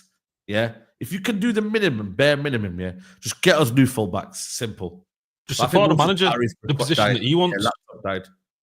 But listen, we're gonna wrap it up here, man. We could be going on for hours and hours, and people are talking about Sheikh Jassim. Listen, Sheikh Jassim ain't coming, man. We just have to forget it. You know what I mean, guys? I know we want Sheikh Jassim, but listen, let's put the pressure on Ineos, man. They need to really, and I hope Amorim doesn't also, what's the word I'm looking for? What's the word? Compromise. Is that compromise the word, isn't it, right? Yeah, compromise. I hope he don't compromise. The way he's not compromising with Rashford, I hope he don't compromise with these owners. Yeah. He's been ruthless. Let's be honest. And I'm seeing the outreach. By the way, all these people that are crying about Rashford right now, and I usually are you serious? Yeah, I defend Rashford a lot because I feel like he gets a lot of abuse. I don't rate him as a player that high like everyone does. I feel like they're a little bit harsh on him. So I crying about him, man. I'm seeing people today saying, "Oh, that's what you should get for benching Rashford." Are we pretending that Rashford wasn't a consistent starter over the last 2 years that we've been shitting? Like if he was playing today, they would have had that same comp. You know that guy that makes that comp of if you want to be a player. And then, You know that song that we know we would have seen that. He's the Rashford hater, man. Yeah, the Rashford guy. Like we know we would have seen that. Pimp My Ride, whatever the hell it's called. You gotta pimp my ride. We would have seen that today. Let's not act like that wasn't gonna happen. You know, this loss today wasn't a we weren't a Rashford away from winning today. You get what I'm saying? Like, I'm not looking at this and I'm like, you know what? If we had Rashford today, we really would have won. No, bro, we lost 3-0 because that's Rafi, man. You're wrong. That's what we were missing today, Rashford, because he's been so good this season and the season before, man. That's what was missing today, man. Marcus Rashford. It's delusion, bro. It's delusion. Yeah. It is what it is. Been in the league 10 years and don't have 100 league goals, but all right, that's what we were missing today. Yeah? It's funny, bro. It's the same people as Garnacho. They were getting upset when Garnacho got benched the first game. And then he comes in today, he plays the Spurs game, and he 2 stinkers in a row. 2 absolute stinkers. Yeah. At what point do people are going to realize that we're not one player fix from anything? We're a lot of players away from being a decent team. So just get used to it. Yeah. Listen, people, man, we're on 1.5k likes. Can we get to 2,000 likes, man? There's 2.6k still here, and we're not even on 2,000 likes, man. We've had over 3,000 people here. The least you could do, just like the video, man. It helps the algorithm. It helps us grow and obviously reach out to other audiences. So yeah, man, hit the like button, man. And like I said, that's been your therapy, man. There ain't no emergency streams. I know you lot are thinking this is emergency stream. It's not emergency stream, man. If I said emergency stream, then it's an emergency stream. But this is not. This is just basically us. This is the stream that Flawless is getting a PS5. Let's go. Yeah, shout out to you. It's all PS5 thing. What I missed. Top 6, he said, because Saeed said, if I'm saying we can still finish top 6. Saeed is against it. He said, if we finish top 6, I'll buy you a PS5. So I was like, all right, cool. There you go. Cool. So listen, I think that's good incentive for both of us. We finished top 6. Cool. I'm happy. Everyone's happy. And then you get your PS5. That's it. Simple. You know what I mean? But I ain't gonna lie to you, Flows. You ain't get your PS5 because I don't think it'll happen. So, you know what I mean? We still got Europa League, man. We still got Europa League. Yeah, exactly. But listen, guys, make sure you follow Ash Meppers, man, on YouTube. Ash, we go again, man. Wolves. We go again. Yeah. Now, pleasure to be on as always, Saeed, and speak to the boys and chat, getting involved in that. And yeah, go follow us, go subscribe. Ash Meppers. Our next home game is Newcastle. Yeah, 27th, is it? Oh no, not 27th. 30th. Yeah. So yeah, Newcastle night game that as well. Gonna be cold. Yeah, Monday. Yeah, interesting one. We'll see. But yeah, we'll be back. Yeah, there you go. Staffy, man. Big up to you, man. You know what I'm saying? Look at that, man. Yo, Nedu's gone one further. Wait, what? You gonna get a PS5 at $1,000. Wait. If that happens, don't donate it to his channel. Just send it to him personally. Because if you do, Nedu, I'll send you my PayPal. Do not worry about. Hey, Prime, I know you watching because Prime already cut up the clip. Prime, cut up this clip, please. I beg. You know what I'm saying? Hey, anyone else get £1,000 and you go get a PS5? Yeah. Yo, so anyone else who wants to do something? Anyone else? Yeah, you know what I'm saying? I should have said this from time ago. You know what I'm saying? I should have said this. Yeah, bro, more than you can believe. You know what I mean? So you chilling, man. You know what I mean? Christmas is, I know it's 2-3 days away, but you're going to have Christmas in June, brother. You know what I'm saying? Hey, then you go to any account of your choice. Yeah. Nedu, PayPal. Yeah. Shout out to Nedu. Big up Nedu, man. PayPal, man. Yeah, don't worry, man. I'll send you my PayPal deets. I'm sure Prime would have got that clip. Yeah. 100%. Yeah. I mean, and you know, and listen, United BT. If you haven't got it, don't put it out there because we will hold you accountable. I will find out where you are. You lot just got grands upon grands. Yeah, you lot should be sending more super chats to Saeed. I was about to say, bro, they're all saying that in the chat, and all of them are free messages. None of them are super chats. Super chats to Ash, Staffy, and Saeed's channels, man. Support those. Put your money where your mouth is. But big up the community, though. All jokes aside, you lot are real one. Salute, man, for real. Absolutely. Larry, big up Larry. Last super chat. I don't care about Rashford, but I don't think Rashford and Casemiro are sporting decisions. Both are the highest earners of the club. Both are part of the Ineos cut. Yeah, there you go. Well, listen, people, we're going to wrap it up here. We're going to be redirected to Flawless's channel right now. Sports Q&A. Let them know, Flawless, what's coming up on the show. Yeah, people. So obviously, Sports Q&A, those that have been over before, we just answer questions from the chat. I'm sure the vast majority are going to be about the United game. But of course, Liverpool put 6 past Spurs. You got Chelsea stalemate, etc., all that. And then following that, the United derby slightly later tonight, the United Liverpool podcast, Barbados edition. So I'll be back with Beijing Reds TV, Barnes and Pops. Unfortunately, talking all things United and unfortunately talking all things Liverpool because they're flying at the moment, top of the league, just past 6. And I got to hear about it and get cursed out and tell how bad my team is in the Caribbean accent. So yeah, here we are, people. Here we are. But yeah, Sarcasm City TV on YouTube. And Saeed, as always, love for having me, man. Appreciate it, man. For real. Big up Ash. Staffy, salute every time, man. Yeah, absolutely. And Nedu says, if you think it ain't got the money, think again. Now, listen, don't worry. Nedu, we know. Nedu, salute. I'm not saying you don't. I'm glad you have Nedu, man. Salute to you. That wasn't aimed at you. That was just anyone in general in regards to, But clearly, you lot got grands upon grands. I need to get more. You lot run. Forget this content creator stuff. You know what I'm saying? Hire me. Nedu, man. I mean, I'm waiting for him to turn on the manager, man. Nedu, shout out to Nedu, man. You're having 3 months. Is it 3 months yet, guys? What are we saying now? Are we in the 2nd month of hammering you? What's going on? But listen, people, like the video, people, if you can. And like I said, man, I'll be back tomorrow, midday live. Oh, my God, man. I got to deal with Lee Gunner tomorrow, man. Shit, man. Yeah, I'm finished, man. I might cancel that show, you know. But yeah, listen, we're going to take it in. You know what I'm saying? City in the mud. And obviously United, Tottenham in the mud as well. It's peak, man. You need to stop calling people out to the car park side, because at one time someone's going to show up calling out Ineos, calling out Ten Hag. I don't know if these guys are going to back you up. Ash, you better be ready, because you might get a text message like, yo, I need your help. I'm there. 5 Ineos guys on me here right now. I need to fight. Ineos might ban me for the car park now. It's crazy, man. I might get charged to film in the car park now. You never know, bro. You know what I'm saying, man? It's peak out here. And by the way, that steward, you know, the steward news that got brought on, that happened in the summer, not now, guys. So I spoke to the steward today, and he was saying that happened at the end of last season, not now. So what was that? What was that side? You know, the steward news, just the cuts to the stewards. Oh, the cuts for the stewards. Yeah, they're saying that happened at the end of last season. So it wasn't anything new. But still, though, innit? You know what I mean? It's still not great, man. They're not really happy, to be honest with you. But listen, we don't finish in Europe. We're gonna have no stewards. Got no money to pay them. You know what I mean? Yeah, hey, there's less games that we're hosting, so we don't even need to hire all these stewards. Trust me, bro, man. Lockdown football, man. Should we just play lockdown football? That's when we used to be all right. You know what I mean? Cavani, Cavani and that. You know how you put the ball back in the net and that. You know what I'm saying? It's crazy, man. But yeah, guys, like the video. Go head over to Flawless's channel right now, people. And yeah, we're out, man. United 3-0. Crazy.